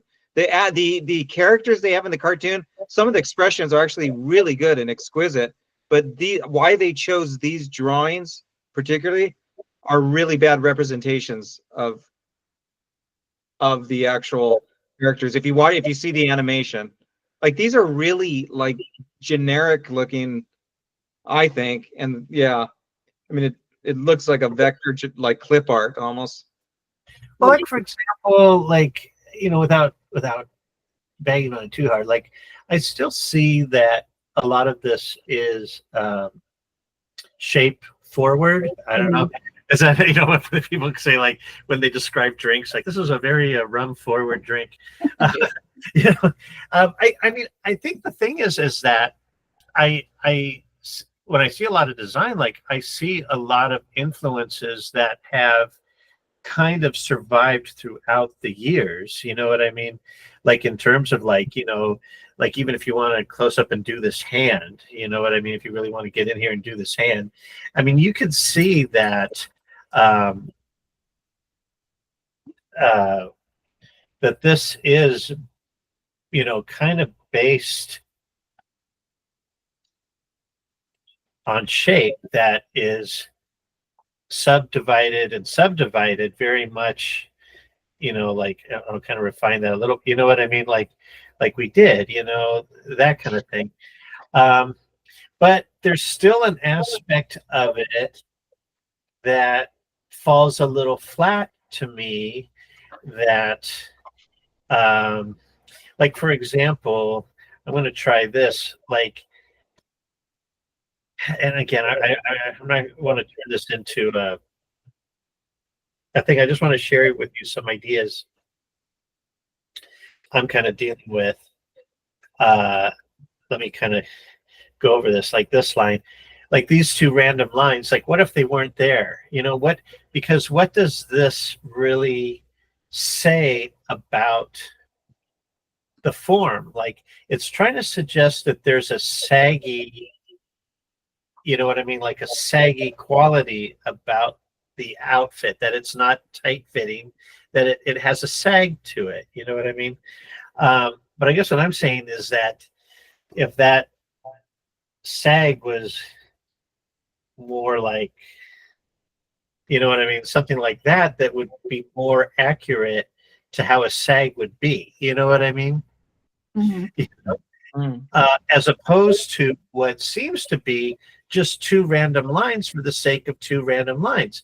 Because now what I see in this is what I see is I see this like slash, slash, slash, slash, slash, slash, you know what I mean? For the sake of slash. You see? I'm not seeing like in it like why is that there? Like this should be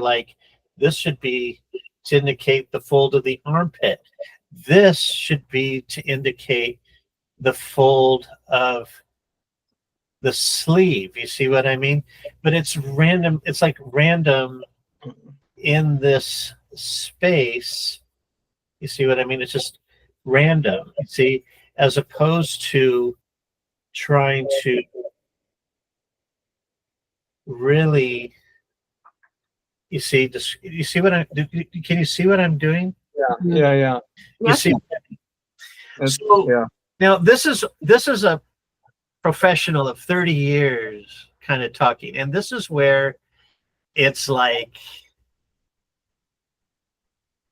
when we joke around, like every time I see this, a puppy dies or something like that. What is it? You know what I mean? You know what I mean?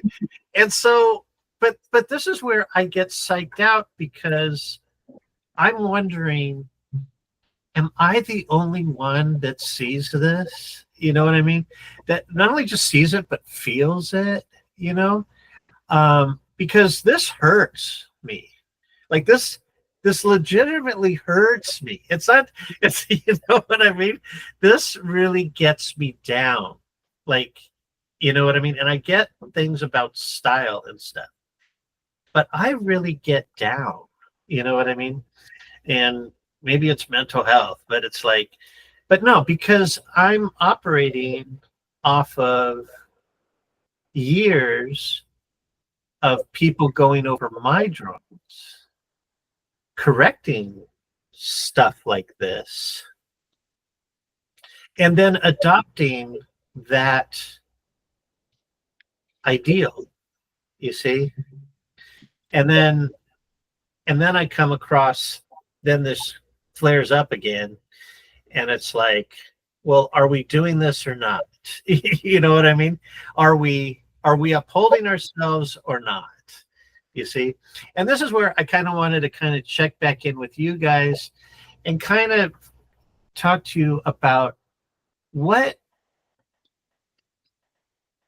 threshold do you hold with the character design? Where do you feel we should stop?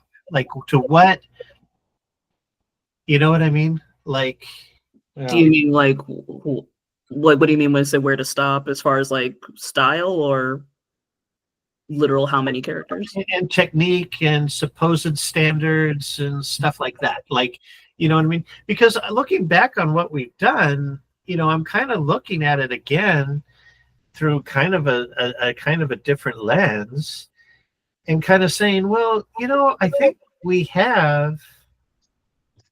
might just be able to just do, you know what I mean, without going over all of this. You know what I mean?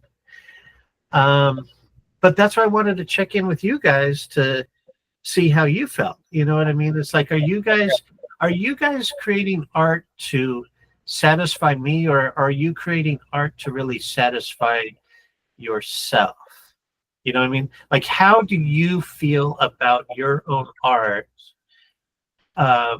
moving forward on this project? You know what I mean?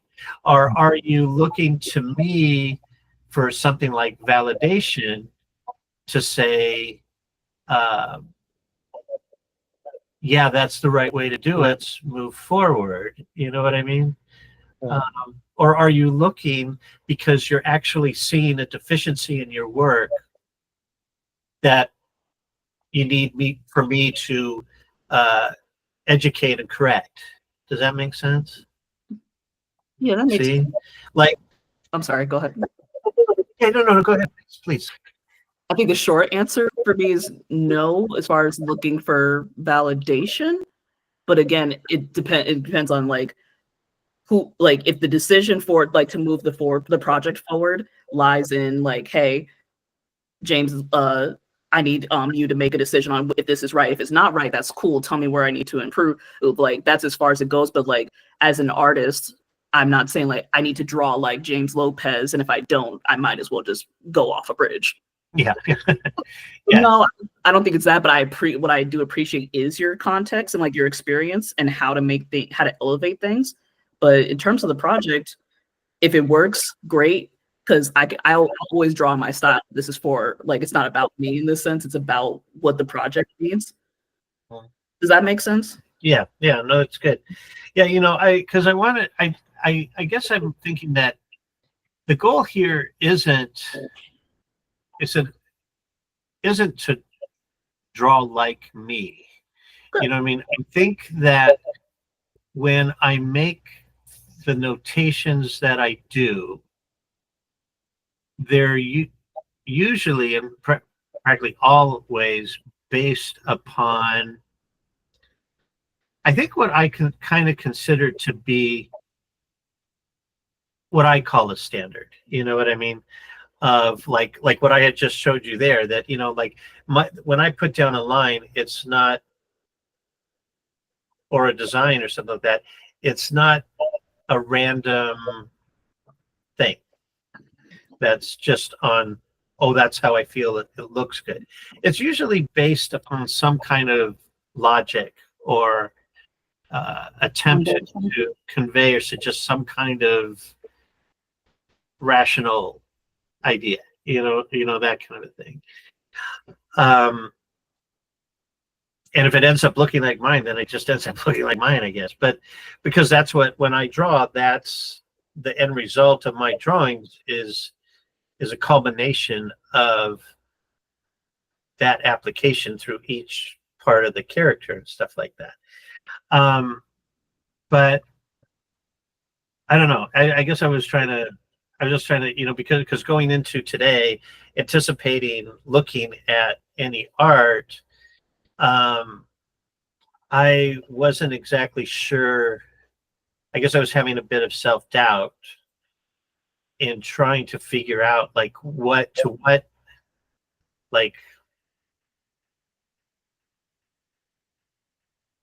do I hold? You know what I mean? Like what's that threshold? Like what, Can I ask you the same? We can move forward too. Yeah. Can I ask you the same question you asked us? So what do you want from this project? Or what do you for yourself? So I think two things, fanciful and appeal, come to mind. Those two things. And fanciful does kind of constitute kind of fantasy, you know what I mean? And kind of fantastical, but also something that has appeal to it. Is there when you imagine in your head what those words mean, is there a specific look that goes with it, or is it more of a feeling for you? I think this is where I try to share some other designs that I've seen. Like, I think we shared it like in the last couple of weeks, like that the other artists that from last week, I think we were talking about, as I try to provide examples that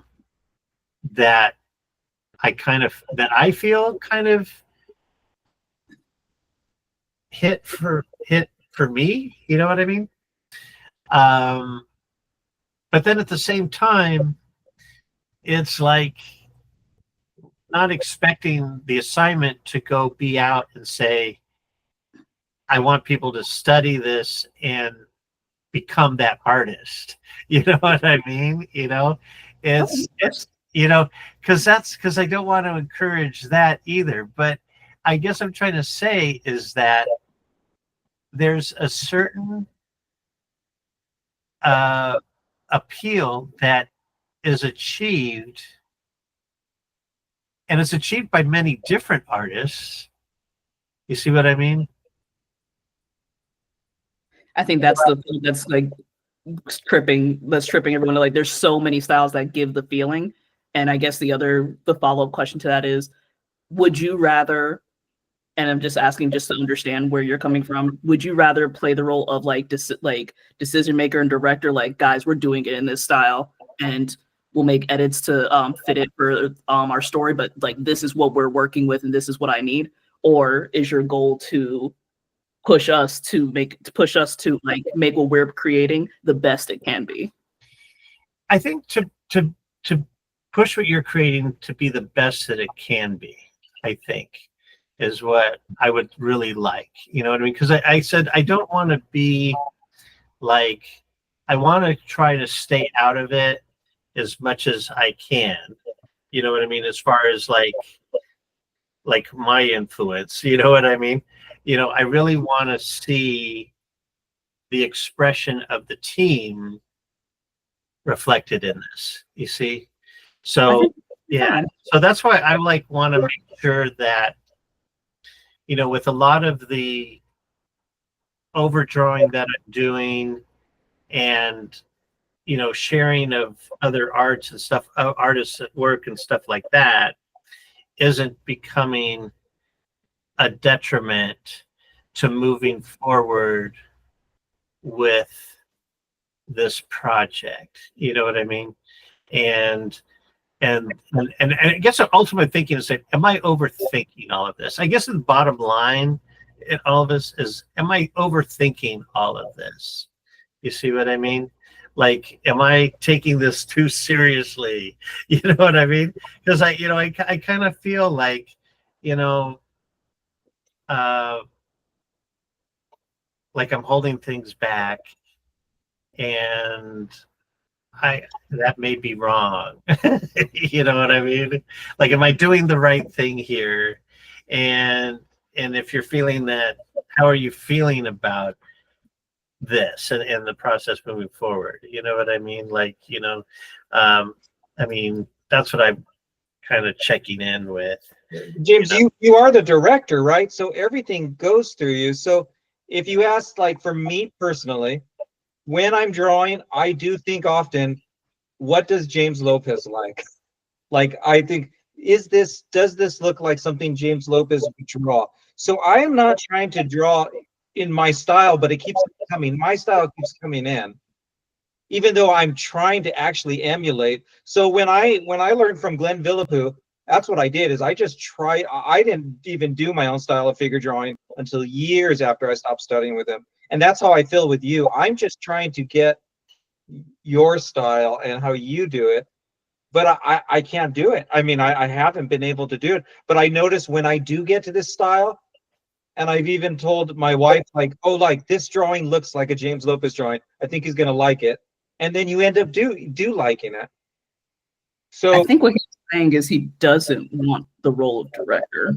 Yeah. right, but the truth is also, you are the director, and if you think about your work, James, that you do, Okay. you know, the director controls everything and has everything. So if we're not moving forward, we're looking to you for the okay to say, yes, let's move forward. We've done this. We have this. This is good enough. But you're the director, right? Okay. I guess. No. I was gonna say, James, You- if you're saying you don't want to be the director of the project, Leo, he doesn't want to be the director. I'm thinking, like, maybe I shouldn't be, you know what I mean, if I'm holding it up. Well, I know when we started the project, Tina automatically put James as director, and then she put Leo as co-director. But you know, we're flexible. So if James isn't wanting to take on the role of the yes and the no, and it has to be this way and all that different stuff, we could always just figure out, you know, do we put that on Leo? Do we have consensus meetings? Like, do we vote on it democratically? I think we just need to come up with a system so that we can actually make decisions. But is that what you want, James? Is that what you really want? Would you be able to do that? I mean, I think with this project, what I was really hoping to do this time around was to really walk everyone through this. And for example, like when it comes to directorship, I think replaced Leo, I think Leo placed you as to being a co-director. You know what I mean? And really kind of like a thing of like you leading it, and unless things really went off the rails, then I would step in. You know what I mean? You know, that kind of stuff. Same thing with all kind of departments in a way. You know, I think that's what we were trying to do. Same thing with like story, head of story, even art direction, and same with animation with Edward, you know, leading, you know, animation. So that I think was really the purpose is, and we did have a character designer. They all left, you know what I mean? We had one, his name was Severin Watson, and maybe a couple others like Gregory Dooley, whatever. They just decided not to continue with this round, you know what I mean? So we just kind of left, you know, the Department of Character Design out for now until somebody wanted to step up or come along, you know, that kind of thing. But like, for example, like if we want to talk about the art that was done today, let's kind of do that. And I pulled up this one here that I believe Leo did, and I kind of want to talk about it. And let's kind of approach this together from a standpoint of like this was a character design that was submitted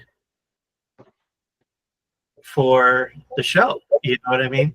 So talk to me about what you see. Like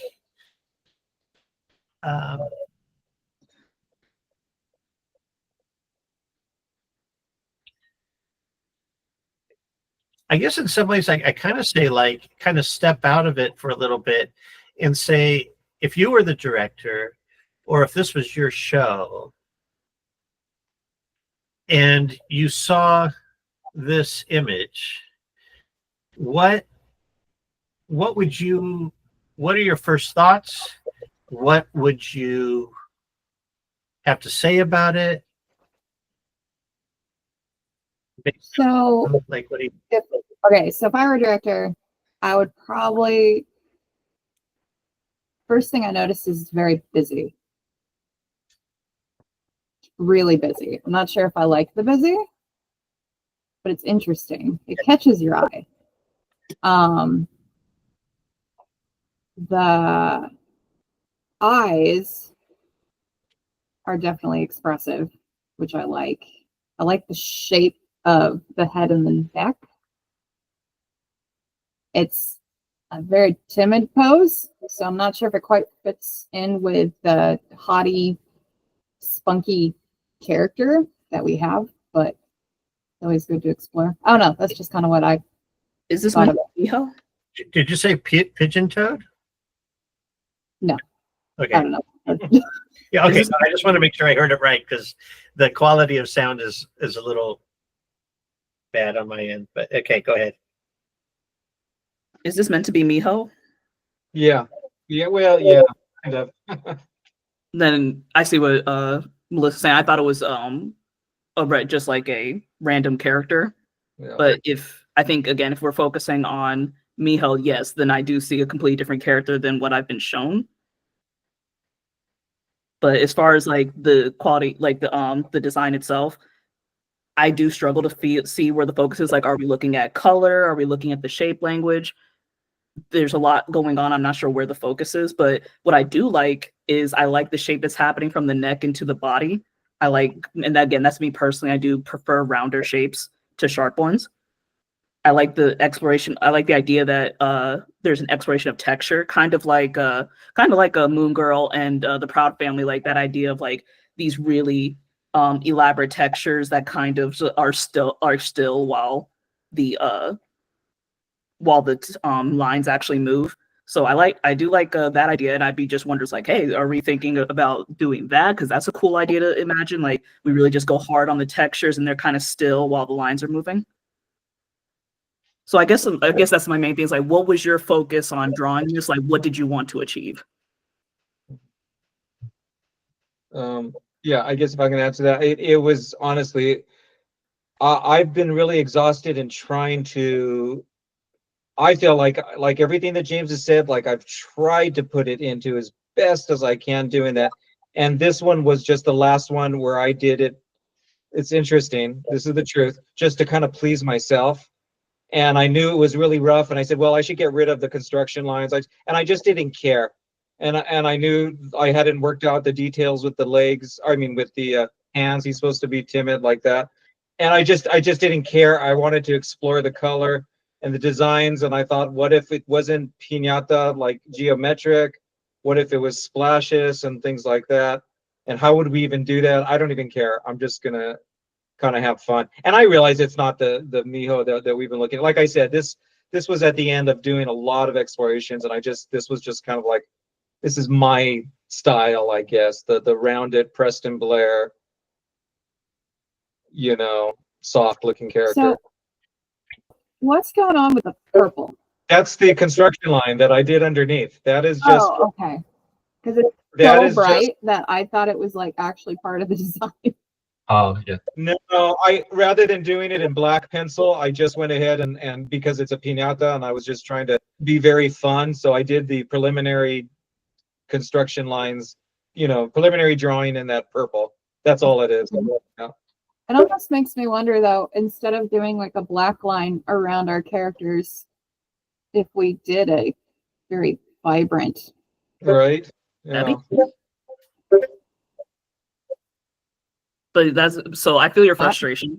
I get it. But with that said, like if we're going to like look at something from the purpose of like we need to make a decision, like I would have loved to see like what like something you were really passionate about and you want to explore. Like I really love the color pattern. I think it's really cool. If that was the goal and you wanted to just like kind of you want to like settle on the lines and just like focus on like, hey, what if we did this pattern? What if we did that pattern?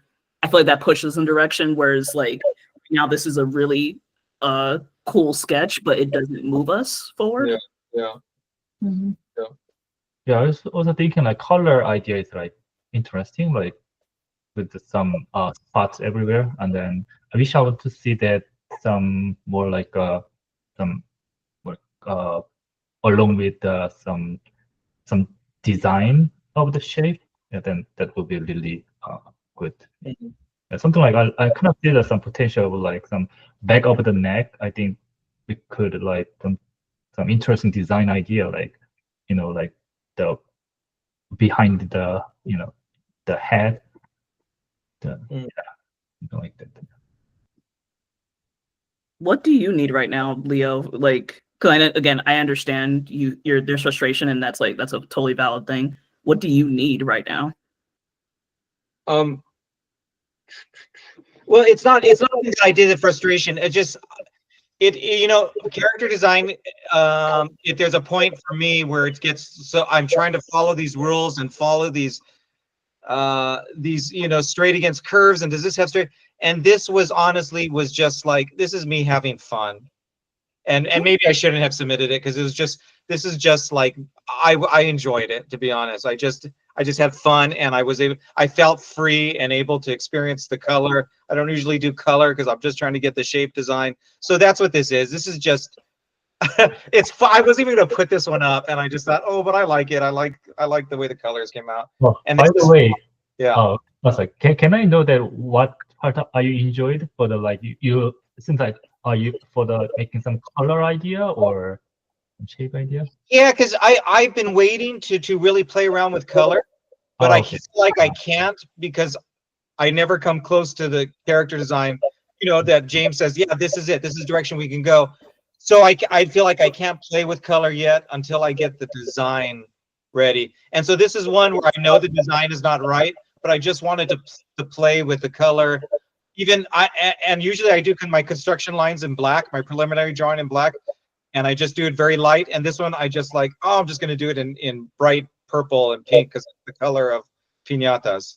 So it was one I wasn't. It's funny you picked this one because this was not like the one I was going to show because it's just like, this is me having fun. It's very rough. When I do figure drawing, I teach figure drawing, and my favorite part of figure drawing is gesture. We do 30-second gestures. and I just love it. I mean, I could just do it for 3 hours straight. So that's what this is here. It's just fun. Well, I hope you hear that, like, it's not like you said, because I heard you say, like, I know the design isn't right, and my question is, why not? Well, because it's not Miho. It's not the Miho that we have already, like you talked about. I mean, this. Well, it doesn't have to be. I haven't been made Mio since I started. Like, this could, like, if you had told me this was a complete, just like a different character, that's fine. Yeah. Or if you're just saying like, hey, this is just, I wanted to like try a different style, and it's just not Miho, also fine. Yeah. Yeah. Also, I feel like any of our rejects could totally be thrown in the audience. Yeah. Right. Yeah, it's true.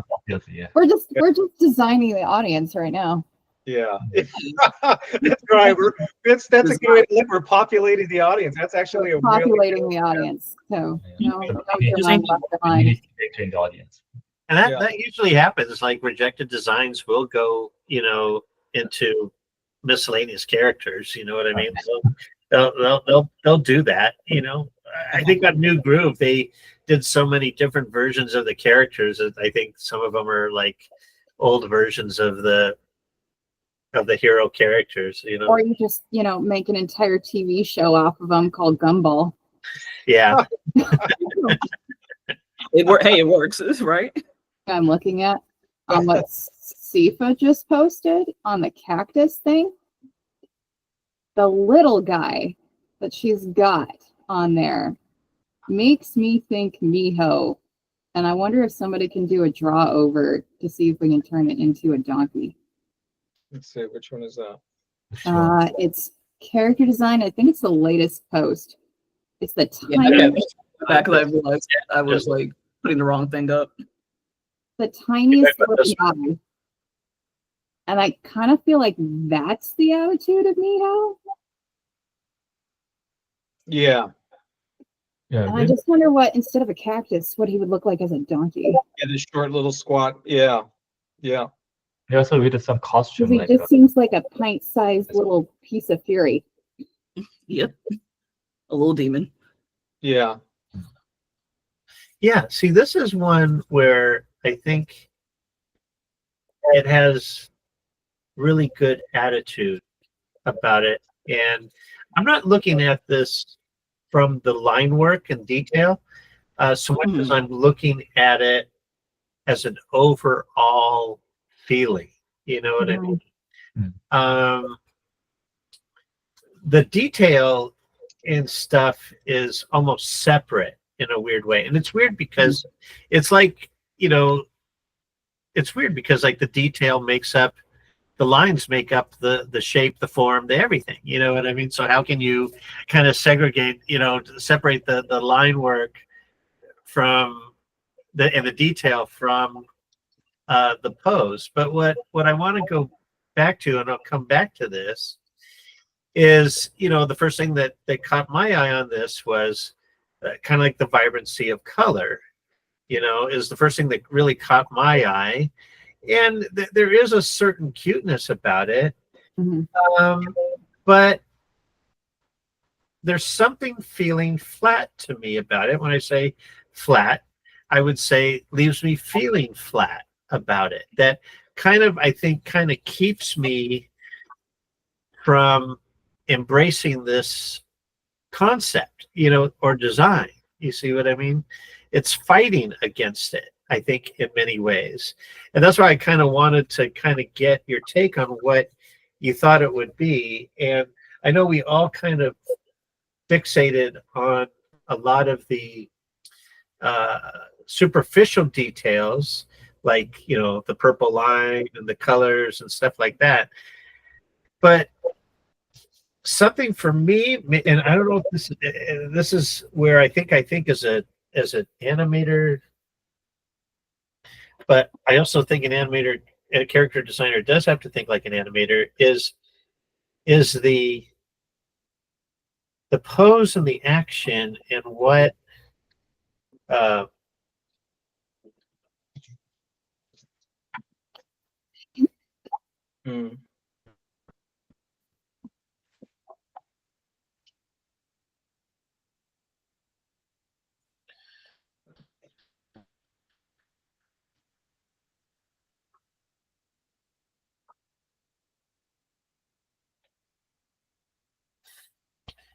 this kind of a thing. Yeah. Yeah.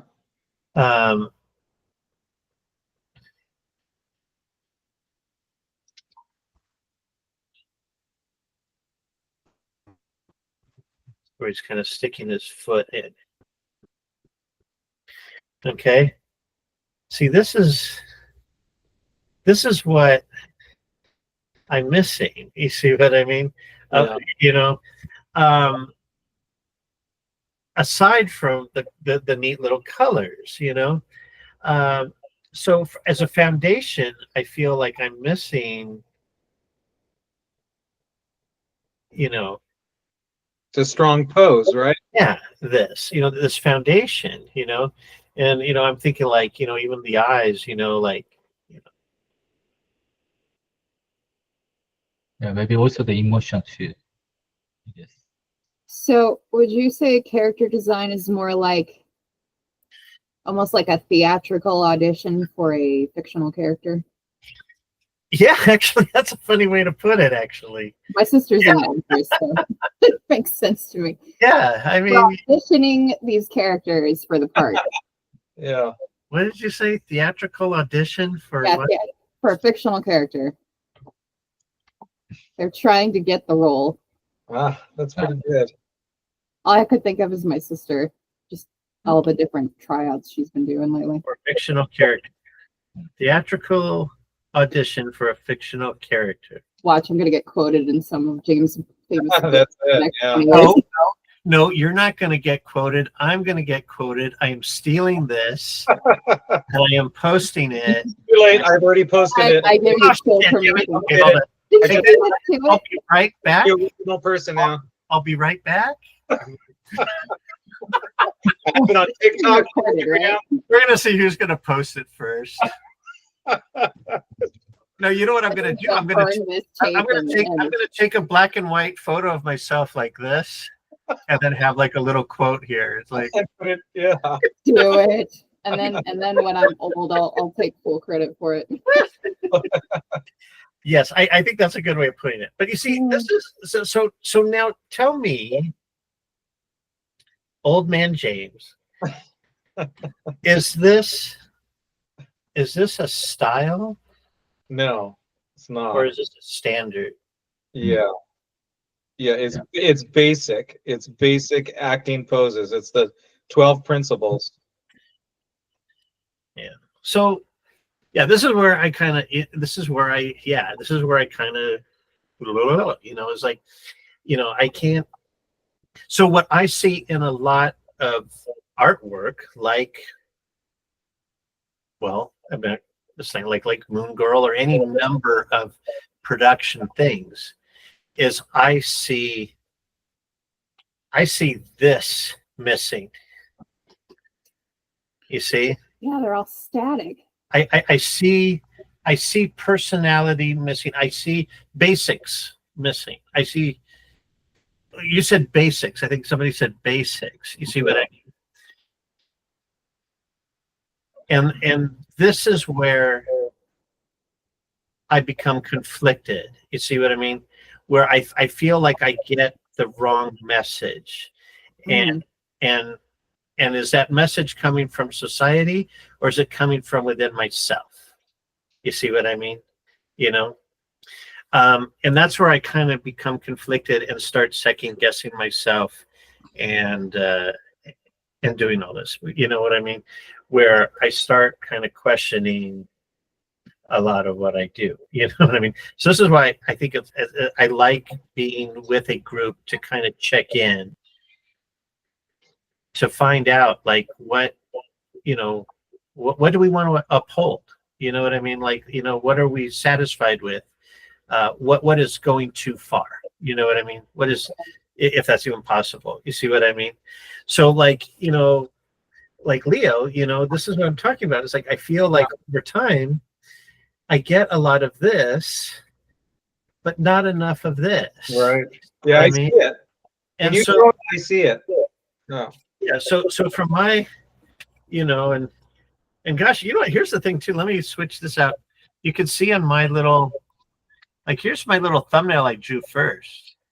I actually like my thumbnail better than my my drawing. You know what I mean? But I Yeah. drew that on a Post-it note because as I saw it, I was like, well, let me test it out. Let me see if I'm even right. And I ended up, kind of doing this. I said, yeah, see, I knew it. I knew it all along. You know what I mean? I was like, well, okay, now that I do it, let me present it to them and tell me, like, this is more than a style. You know what I mean? These are standards, that should be universal. And half the time I can't decide if it's because somebody doesn't know it or they choose not to do it. I don't know. Anyways, Sifa, yeah, you have a. I was just wondering, is it fair to say that this is an execution rather than a standard? Just because I'm wondering, like, are you saying when you're drawing over this, are you telling Leo, hey, for example, like if we're talking about the nose should be like this as a standard? No. Or are you saying the pose that he currently is doing has to be exaggerated, like keep his shapes that he wants, but push them? Yeah, it's more about like a few things. And everything. It kind of goes back to, I think, item 1 on that list of character design things I did, which was the gesture. Okay. Starting with that. So, for example, and it starts creeping a little bit into the next 2 items, which I believe were silhouette value and line of action. And so again, I was kind of going after, you could kind of see, like,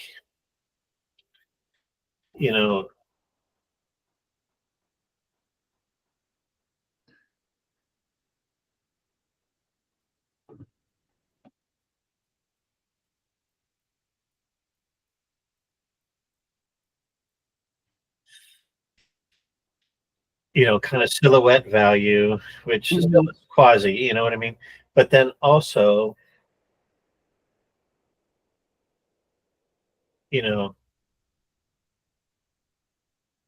getting that line of action. You see what I mean? That kind of thing.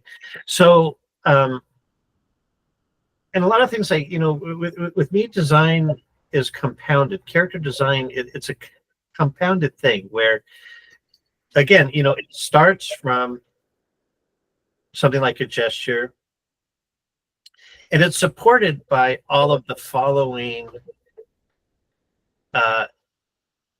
aspects. It's the gesture is supported by the line of action, by the silhouette value, by the detailing and the streamlining and the solid drawing and the line weight and stuff like that. You see what I mean? But then everything is supported by that initial gesture. You see what I mean? They support each other, So yeah, so that's why I was like, this is why it's like, when I take a look at a lot of work, it's not just a lot of it isn't just the surface stuff. A lot of it is, I think it's a combination of so many different things, like it could be the gesture of it, but then a lot of it too is then the execution of it as well. You know what I mean? In terms of, like, even the line that you lay down, I think you could probably I think we did the same thing with, what was it? Where's that one that I did with Tarzan? Do you remember that one, that example that I showed you guys? With line weight? No, this is a little bit different where, let's see, drawing. It's going to be under drawing. Please be ready. Oh, I don't want to keep looking at this. Oh, here we go. Yeah, see? This is what I showed earlier today. Okay. Yeah. Or earlier before, is you could actually have the same essential drawing, but depending on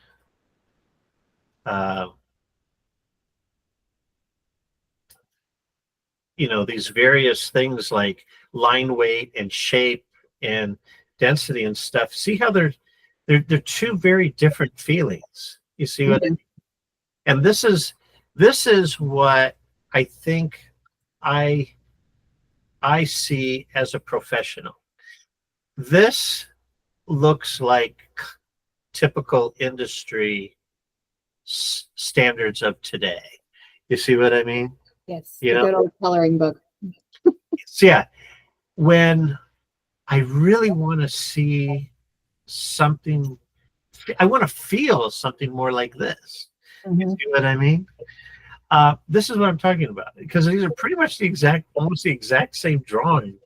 You know, you could really like go like line for line. It's the same pose, but you could see how you execute it matters. Or how you execute it has a profound effect on the final. So going back to our project, it's kind of, I think, a similar thing where when I'm looking at the artwork, it's a struggle sometimes to kind of see the concept, like to be able to tell the forest from the trees. You know what I mean? To see the concept from the execution of that concept. Okay.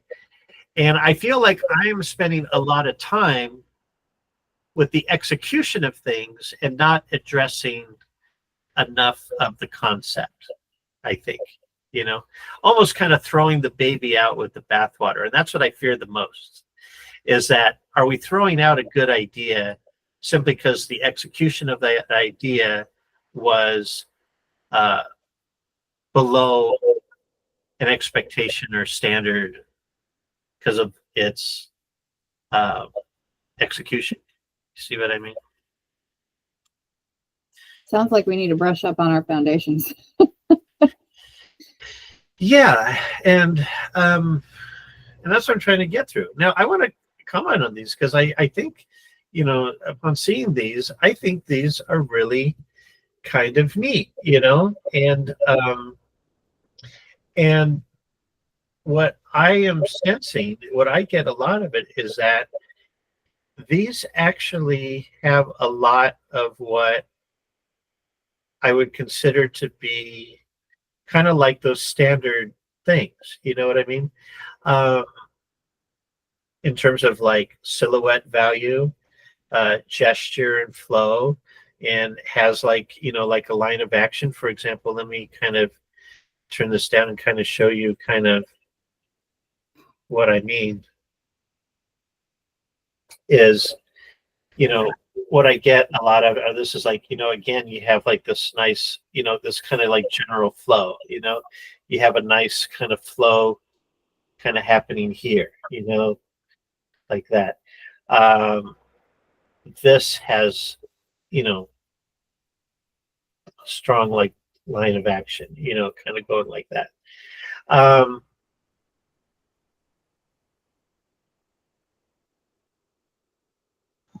Yeah, and even this, you know, has like, when you look at this, I want to point this out too, is something of the design is you have this strong, you know, thing going here.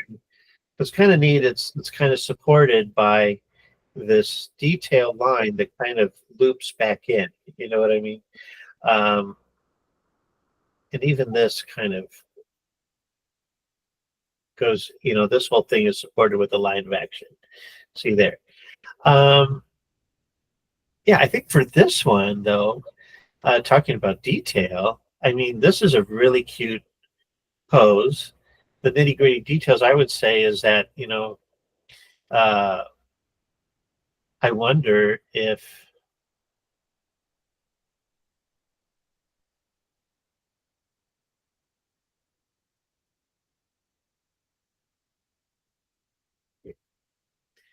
um, you know what I mean? If the eyes would be like something like that, you know what I mean, to really help. I don't know. Oh, I'm dropping the drawing. Shoot. No.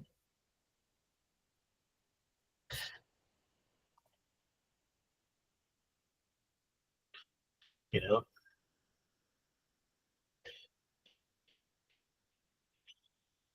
something like that. But yeah, I mean, this is, and then the key thing too is, I think what's really cute is this mouth.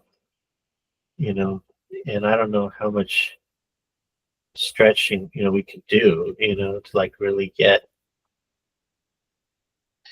Well, that'd be cool. Now he's a little psycho. Yeah, like really, get that, yeah, I think it's just, I don't know if this is pushing it or what, because again, I don't want to make this sound like this is how it should have been done, but this is another way that I think it could have been done. You see what I mean? So that I'm always careful about that, Well, there's different taking from it, like the idea of like he's in motion, so like pushing the cheeks back. It's a kind of like to have that motion, like that's something I can take that. I'm like, okay, I'm gonna adjust that. And this is going back to like Leo's drawing. Something that goes to me for style is like, okay, the eyes. I did my eyes in a very specific way, but that doesn't have to be how the eyes are. Leo's eyes, like kind of the double teardrop, that could be the thing. And it's like, okay, I need to take this, push it, but the style of it is like, for instance, that's how the shape of our eyes are. Yeah. And that's a decision, like Melissa said, like we can kind of democratically all decide, like, hey, double teardrop eyes, everyone. Yeah. The double teardrop, when you say what is the double teardrop? What is it? If you go back to Leo's drawing, It's basically Thumper's eyes. You know, Thumper has that Freddie Moore. I think Freddie Moore did it, where you have the eye line follow the eye. Oh, that's one. another way I could put it is like it kind of looks like two candy corns, so like the first shape, and then inside it is a second of that same shape. Oh, you're talking about okay, I think I know what you're saying. Is that like you're saying like this would be the candy corn shape? Yeah, and I'm just using those words just because that's. Oh yeah. No, that's fair. Because no, I get it. We used to do that. Like we used to call Don Bluth stuff potato chip tongue. Like that's something I could take from is like, okay, from a style perspective, yeah, that's what I need to adjust. But from making just the artwork more exaggerated, that's just me pushing the pose more. Yeah. That's, to me, that's execution, not style. Oh, interesting. Okay. What was that called? It was called like this, like little Don Bluth thing. We used to call this potato chip tongue. Yeah, that makes sense. This looked like Pringles potato chip. You know what I mean? Like, No, yeah. So, like for example, like I know Edward likes these Eric Goldberg eyes. Yeah. Now this, would you call this a style? Yes. Yes. Okay. That's a choice. Yeah, I would call it a style too, because not everybody would draw this, and this shouldn't be the default. You know what I mean? Mm-hmm. Like there's the other classic Disney eye, which a lot of people do, which this one, you know what I mean? Like, it falls apart. There's another Disney eye now that's more popular that is more like this. You know what I mean? Like this is the new Disney eye, This was the old Disney eye. This is like the new one. Yeah, so there's all the different ways you could do it. I was just thinking, now what I had done inadvertently is now I've given him like these pie eyes. You know what I mean? Mm-hmm. And now that I'm thinking that, if it was a store-bought piñata, you know what I mean, that was hanging in the store, is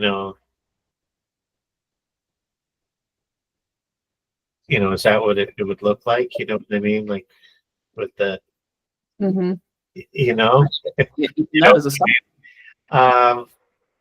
but this is where I think it could use more exploration. You see what I mean? I'd love to see it as Miho, because that's probably the most Miho characteristic I've seen so far. Okay. I can give that a try, unless Neil, you want to take the pose, and because I know that's your character. Do you want to try take my pose and adapt it for Miho?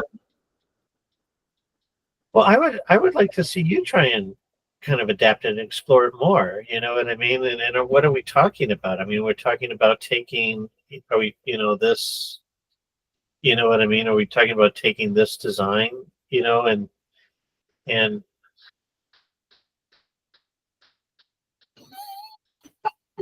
doing the same idea? Like, is that what we're talking about? I just imagine like that's the pose looks like he's stuck to the ceiling. He's just like you just see him. Like, what are you doing? I don't know. I kind of like the roundedness of it with the little short ears. I just feel like maybe instead of like a mouth with a nose, more like a muzzle. Yeah, well, play around with it, But anyways, either way, I'm liking. So this is the opposite. So this is I'm liking the attitudes kind of, and how they're presented here. And then there's something I did want to go over with these because like there was a specific thing I was trying to accomplish with all of them is like trying to find different ways to execute like the tassel, just because the lightning bolt thing, like me personally, I'm not resonating with it, but I just wanted to give it a try of like, what does it look like if those, instead of horizontal lines, like they're going downward and they're squared. And then with the last three, I played with the idea of having like the tassels come off the skin, but only on the outsides. Like they never go out for the inside. When you're talking the tassels, are you talking about like what's the word for the paper mache? Sorry. The paper mache. So you're talking about this stuff, like like I had played with the idea of like, okay, what if like they're coming out but only on the outside? I just realized I had them coming out on the legs of the taller one, but that's the whole thing. But yeah, playing with that idea, just like bigger shapes, in general. I also played with like heights and like anatomy, like so like you have like kind of a really dwarfish looking one for the one that's kind of flying over and the one below. But are we doing something that's more like anatomically, like can there be ones that are really tall, or are they all dwarf, like kind of dwarfish looking? I know we have like bulky ones, but like are they all like tiny legs, or is there room for like I think that's the questions I want to bring to the table, but like show. I know for story I would like some different shapes because it gets really confusing when they're all the same size and all the same shape. So like for instance, the second one in the kind of really tall lanky one, like that has a place. Right. Like if our Miho is going to be this little ball of fury, I think it'd be interesting to see how he would fight against all different sizes of opponent. Well, that's good. That's great to know because, like I said, I was trying. That's what I'm trying to like accomplish. Like, if I'm making characters, I want them to, like even if I make them off, and you're like, hey, we wanted to make them all dwarf. It's like, okay, I'll take all the things I made and like let's bring them down and make them these stout things. But if there's like room for, hey, they can be all types of heights and we can really play with the different proportions. Oh, mm-hmm. You know what? What's kind of neat about this too is I point out is that this whole idea of areas of concentrated detail,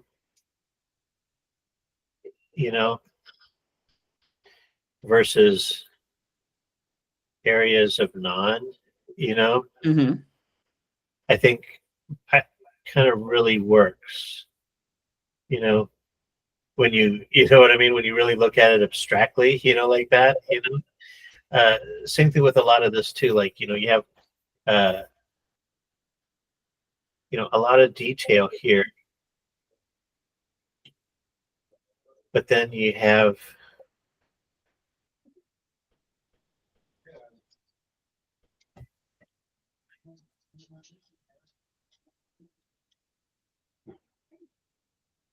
big shapes.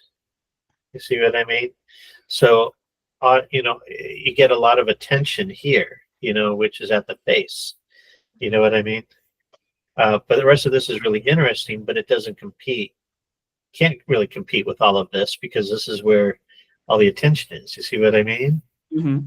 I think that's what's kind of helping this work a little bit too. The other neat thing is kind of introducing this idea of, like these random shards that kind of make it feel like a burlap kind of paper or something like that. You know what I mean? Which is really interesting. Now there is something about a lot of detail on animation, but that's not to say that if you didn't formulate it and keep track of it, it wouldn't work. You know what I mean? So something to think about. I think when we do our characters, like, how do we like that? Does that make it feel like these things are ratty? It kind of makes it feel a little ratty, Because he's a cactus, but yeah, that's an interesting idea too. Like taking that idea yeah. that I originally had for the cactus, like, okay, we're gonna incorporate that. Yeah. Now, were these all meant to be the cactus? So I didn't have I had an original like cactus character originally. So this was me just like, okay, let me see how this looks in like different forms. Like, what if I had like a really mysterious one with a bat, like you barely see his face? What if I had like a little gremlin jumping around? Or I had the third one, I really was focused on like, again, mysterious, but like John Wayne-esque, like an old Western. Like, and then the fourth one, I wanted like a traditional, like big wrestler, like just power. Yeah. And then for the fourth one, I was like, for the last one, I was like, okay, I want a Baymax, really soft character that's like he's still covered in thorns and he's trying to hug, like he's not a fighter, but like he just keeps moving, like just a soft boy. So I'm just exploring what the character could be. Yeah. Say again? I said a soft boy with spikes. I love it. Right. He's like, hey, just all the spikes come out. Lethal hugs. Oh my gosh. Yeah. Okay. I'm sorry, what? These are really good explorations. I think now, and this is kind of a neat kind of a cactusy thing. I like this. Interesting, this broken cactus bit. That's kind of funny. Like he chewed it off. Like, I think what we really need to do now is, well, if you don't mind, keep exploring different ideas. Is try and figure out from a story point, like what kinds of pinatas we're going to use. You know what I mean? Like, like, are we going to have a cactus one? And is it going to, and what are we going to do with it? Are we going to have a butterfly one? Are we going to have a, you know what I mean? Are we going to, a little penguin one? I don't know. You know what I mean? Like, what are we going to do? You know what I mean? Yeah. And Melissa has asked me to do like a rainbow cloud one. So that's the next one I'm going to kind of work on. And like I said, I would just, like, I can leave these and exaggerate them. But like, as far as, again, the style, I'm really looking for, like, I really like the idea of us kind of making decisions on some of them so we can start like bringing them into execution. And then just so like, because at this point, like, I'm just throwing the everything at the mirror to see what sticks. I don't think that was the right analogy. I'll figure it out. I think Melissa did one where they were like conjoined twins or something. Yeah. So which around with that in a. I had a thought and I just didn't know where to go with it, so I threw it at Sifa. Yeah, I mean that's kind of interesting. Yeah, I'm totally down to having a sign like, hey, this is the character we want to see. We just got to figure out what it looks like. Cool. Because I was watching some film and stuff, and sometimes you got like those double teams, and I just thought it'd be hilarious if it were like the rainbow. Like they're stuck together, so half the time they may not even like be agreeing to what they're doing. Have you ever seen Trolls? Yes. There's the two trolls are attached by the hair. Yeah, the conjoined twins. Okay. I don't know. I just feel like Miho could really use them to his advantage. Or if they are just a separate, tag team, you know what I mean? Like, just they're just the separate themselves. Mm-hmm. You know what I mean? Like thing number one or thing number two, you know what I mean?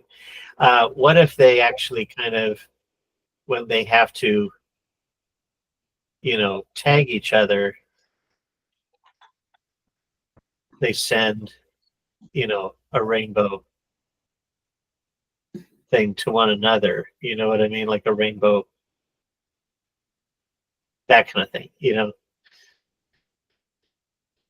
get what I'm saying? Uh-huh. I was kind of thinking Miho could use them like a slingshot. Oh yeah, okay. Or like the ropes, like the ropes on the ring. I feel like he could just run right in the middle of them and just fling off. Like a big rock, and they're kind of like, and they're kind of like they think they got him, and they don't.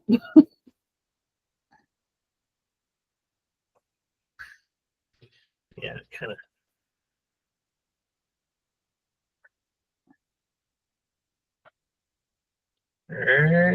Yeah, And like it's gonna help too with our decision process right now. I wasn't able to get anything uploaded because my computer was being annoying, but I'm playing with fighter introductions right now just to see who we want to use and who we're gonna just toss into the crowd.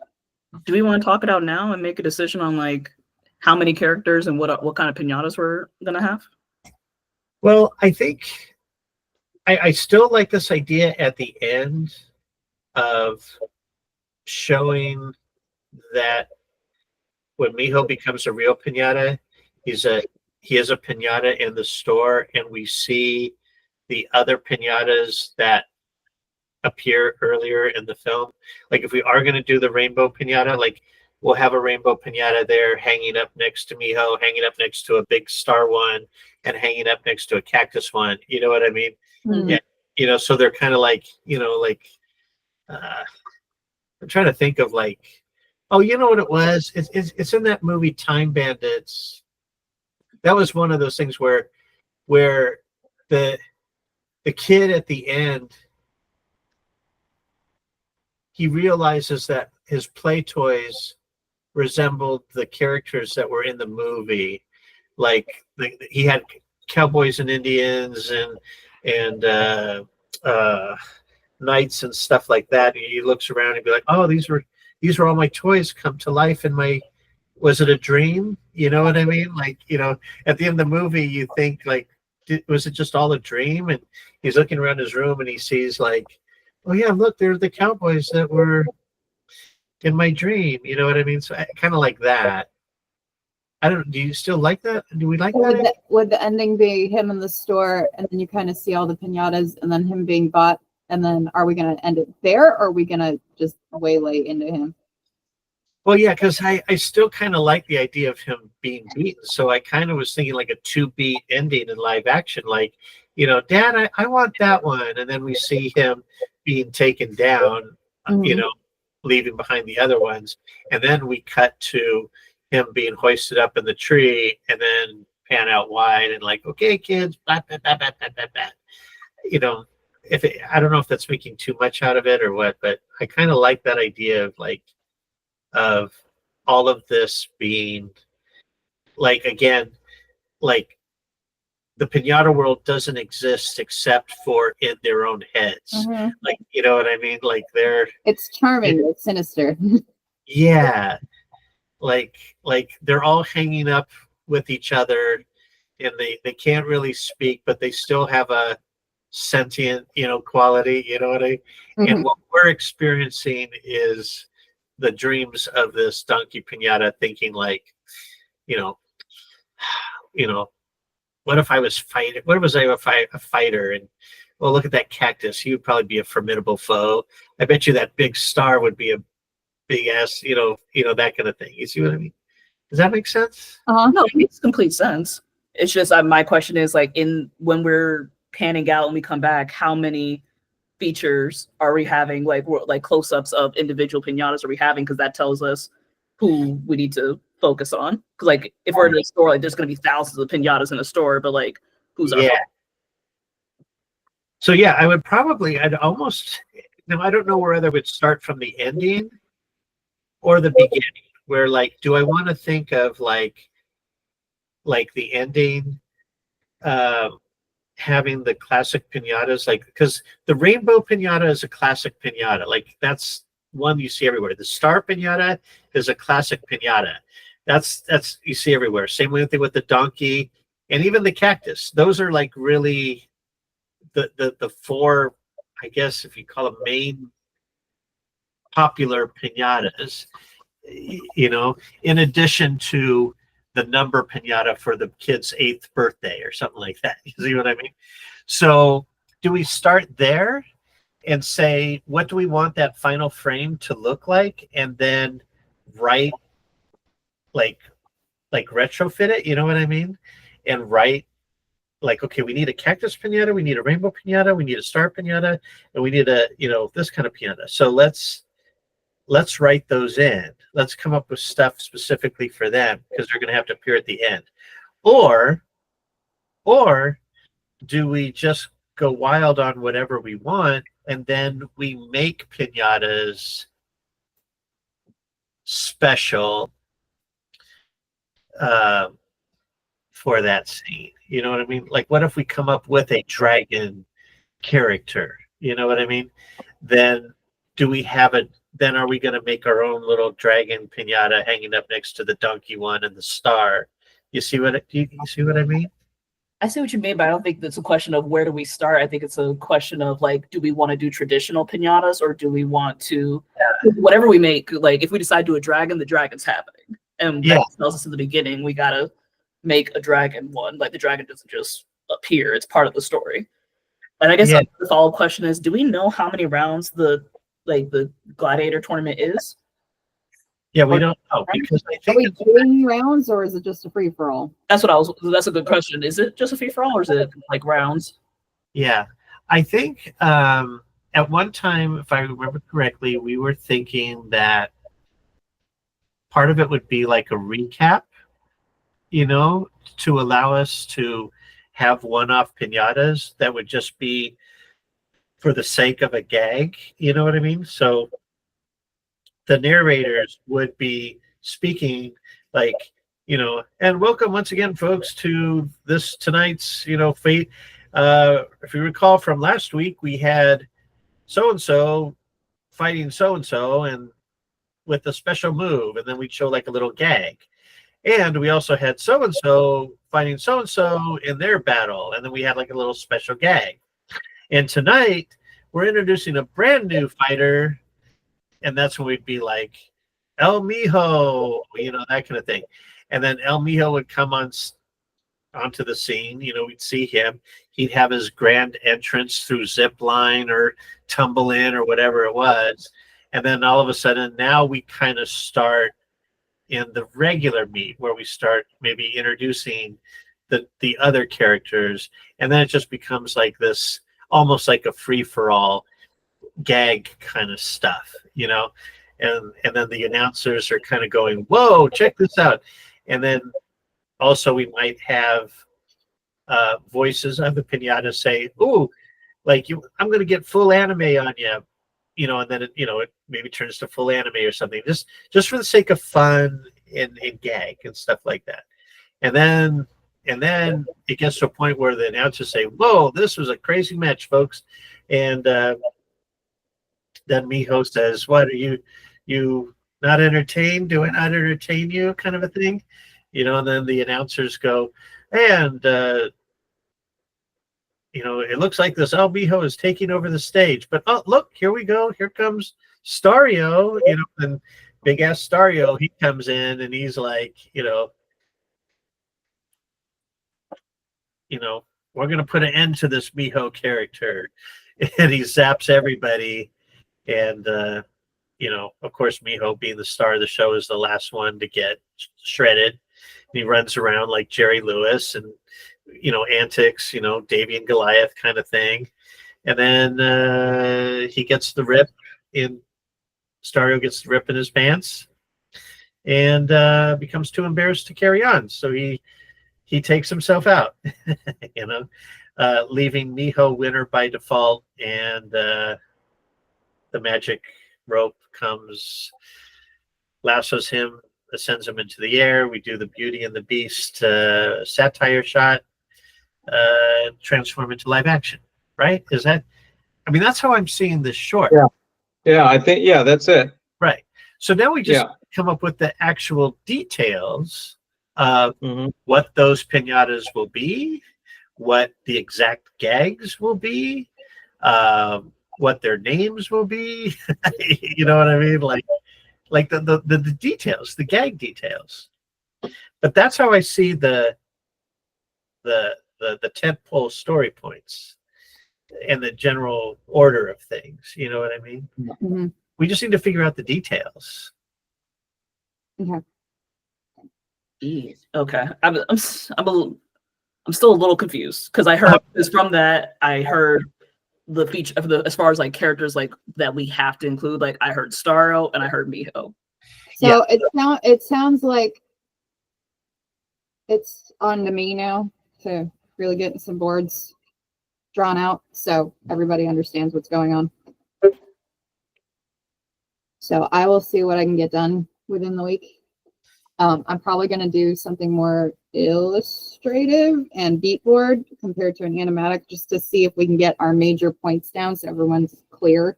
And then we can start getting into the details where I can start doing the animatic. It'll be good. All right. Okay. Well, I mean, yeah, we're still here. We're still, and I just, you know, I hope everyone's feeling good about it. I want to do our best. I don't even know what that even means, but it's like, you know, I don't know. I just, well, we'll come up with something, and I think it'll be good. It'll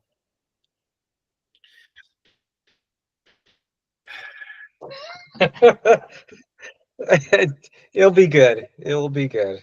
Yeah, it'll be good. And I guess in some ways, It is good already. Yeah, It's I can't get distracted by, I don't know. I guess I have those moments where I you know, like again, like the imposter syndrome creeps in, and I just get self-conscious about what I do. You know what I mean?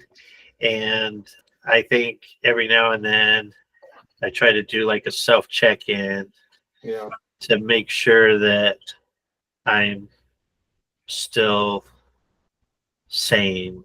Did you feel like that with Hullabaloo, or maybe it's just us? Is it working with us that makes you feel that way, or did you feel like that with Hullabaloo? I don't think you did you?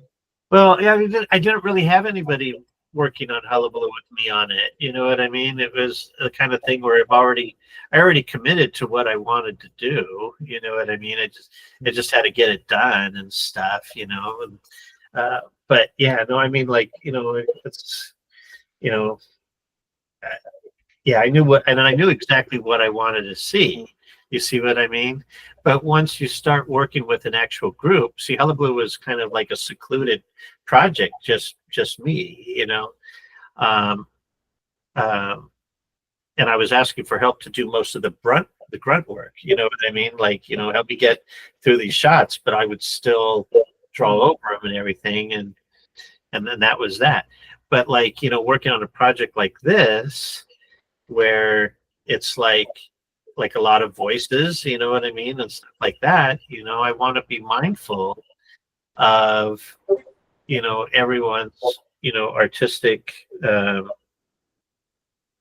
input, you know what I mean, and you know, I think I wanted to check in and make sure I'm not being so heavy-handed, you know what I mean, with my thing, but also at the same time trying to share my background, like why is it that I feel compelled to make this note and that, you see what I mean? Like, for example, like, you know, going back over your drawing, you know, and saying like, it's not because it's like a random thing, like, yeah, I just don't feel it. No, there are usually specific, and I don't know what to call them, foundations, styles, standards, or whatever, that aren't being reflected. And then I have moments where I'm kind of like, you know, I get distracted by other things because I'm getting messages from people saying, James, you're just put something out there. Don't worry about the quality of it. You know what I mean? Like who cares if it's well drawn? Who cares if it's, you know, art directed, you know, like that. Just get it, put something out there, you know. And I understand that, but at the same time, there's still a part of me that feels like there needs to be something adhered to that is important as well. And I don't know, you know what I mean? And I was second guessing myself, I guess, and feeling the stagnation. I wanted to make sure to kind of say, well, what do we do? Check in. Okay. Before we go, Yeah. Was there any specific character you guys like for Sifa's cactus that I can play with on boards, or anything that really stood out to you guys that you'd like to see? Yeah, I do want to follow up with like, because like I said, like my intention was to try something new with the paper mache, but like if it doesn't work, that's cool. I just want to know so I don't do it again. If that's not something we like for the overall style, or if we like it, cool. I'll continue to carry that through my next character designs. But I'm experimenting with stuff, but it just kind of feel like I don't feel like a decision's being made, good or bad. I'm not looking like say pushing like, oh, we need to do this. I'm like, but what are we doing?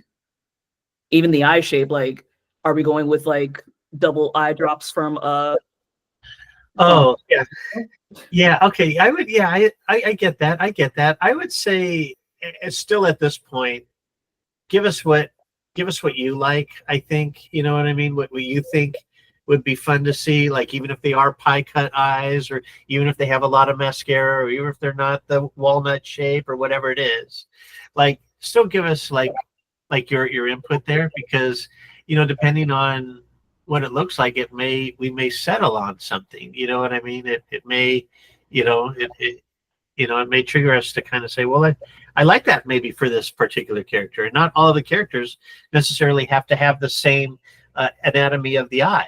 You see what I mean? Like maybe some of them can have the pie cut eyes, some of them don't. Maybe some have the traditional Disney eye. Maybe some of them have like, you know, the little Hello Kitty eye or something like that, you know?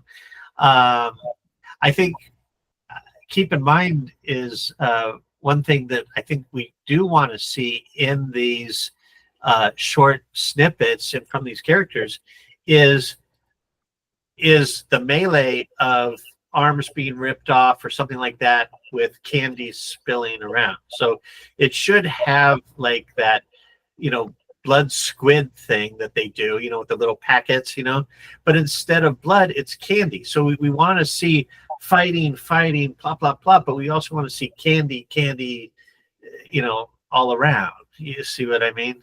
I think that's what we should see. And that's kind of the gag, is that, you know, with every punch comes candy, you know what I mean? You know, and it might have been kind of fun to see, like, you know, little kids like on the side of the ring, you know, that, you know, get ringside seats that are watching all of this, you know,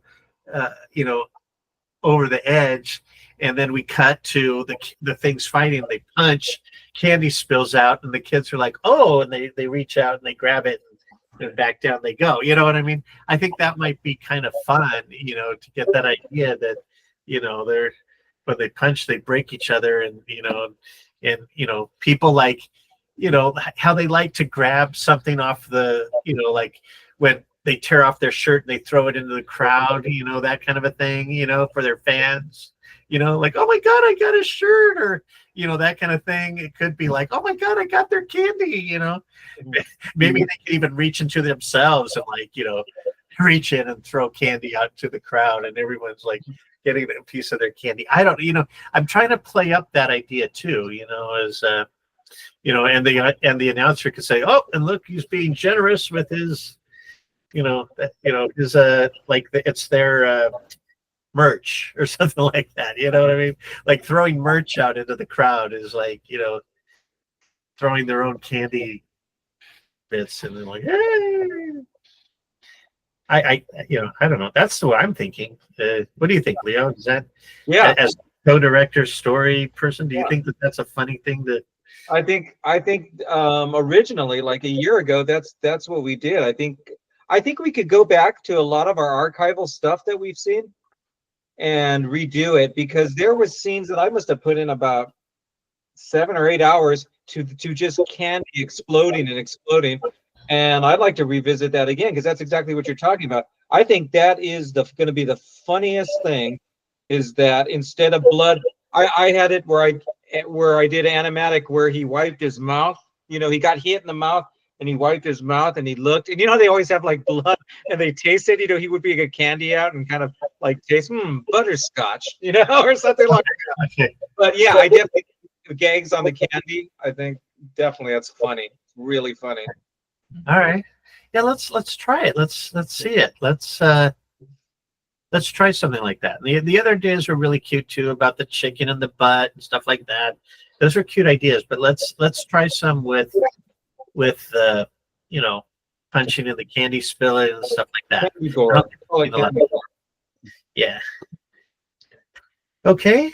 All right. All right. Alrighty. This will be put up by Saturday, so you guys can take a look at it. I'll put a link on it when I do. I'll look at it. Okay. All right. Yes, so James can, engrave that quote. That's right. It's already on TikTok. Already got it on there. Oh, Yeah. shit. Leo Beltran. Uh-huh. There. Yeah. Theatrical audition for a fictional character. I'm brilliant.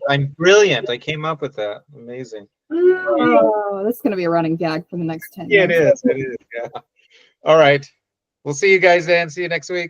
All right, Awesome. see ya. Guys, okay. Good night. Bye. Bye.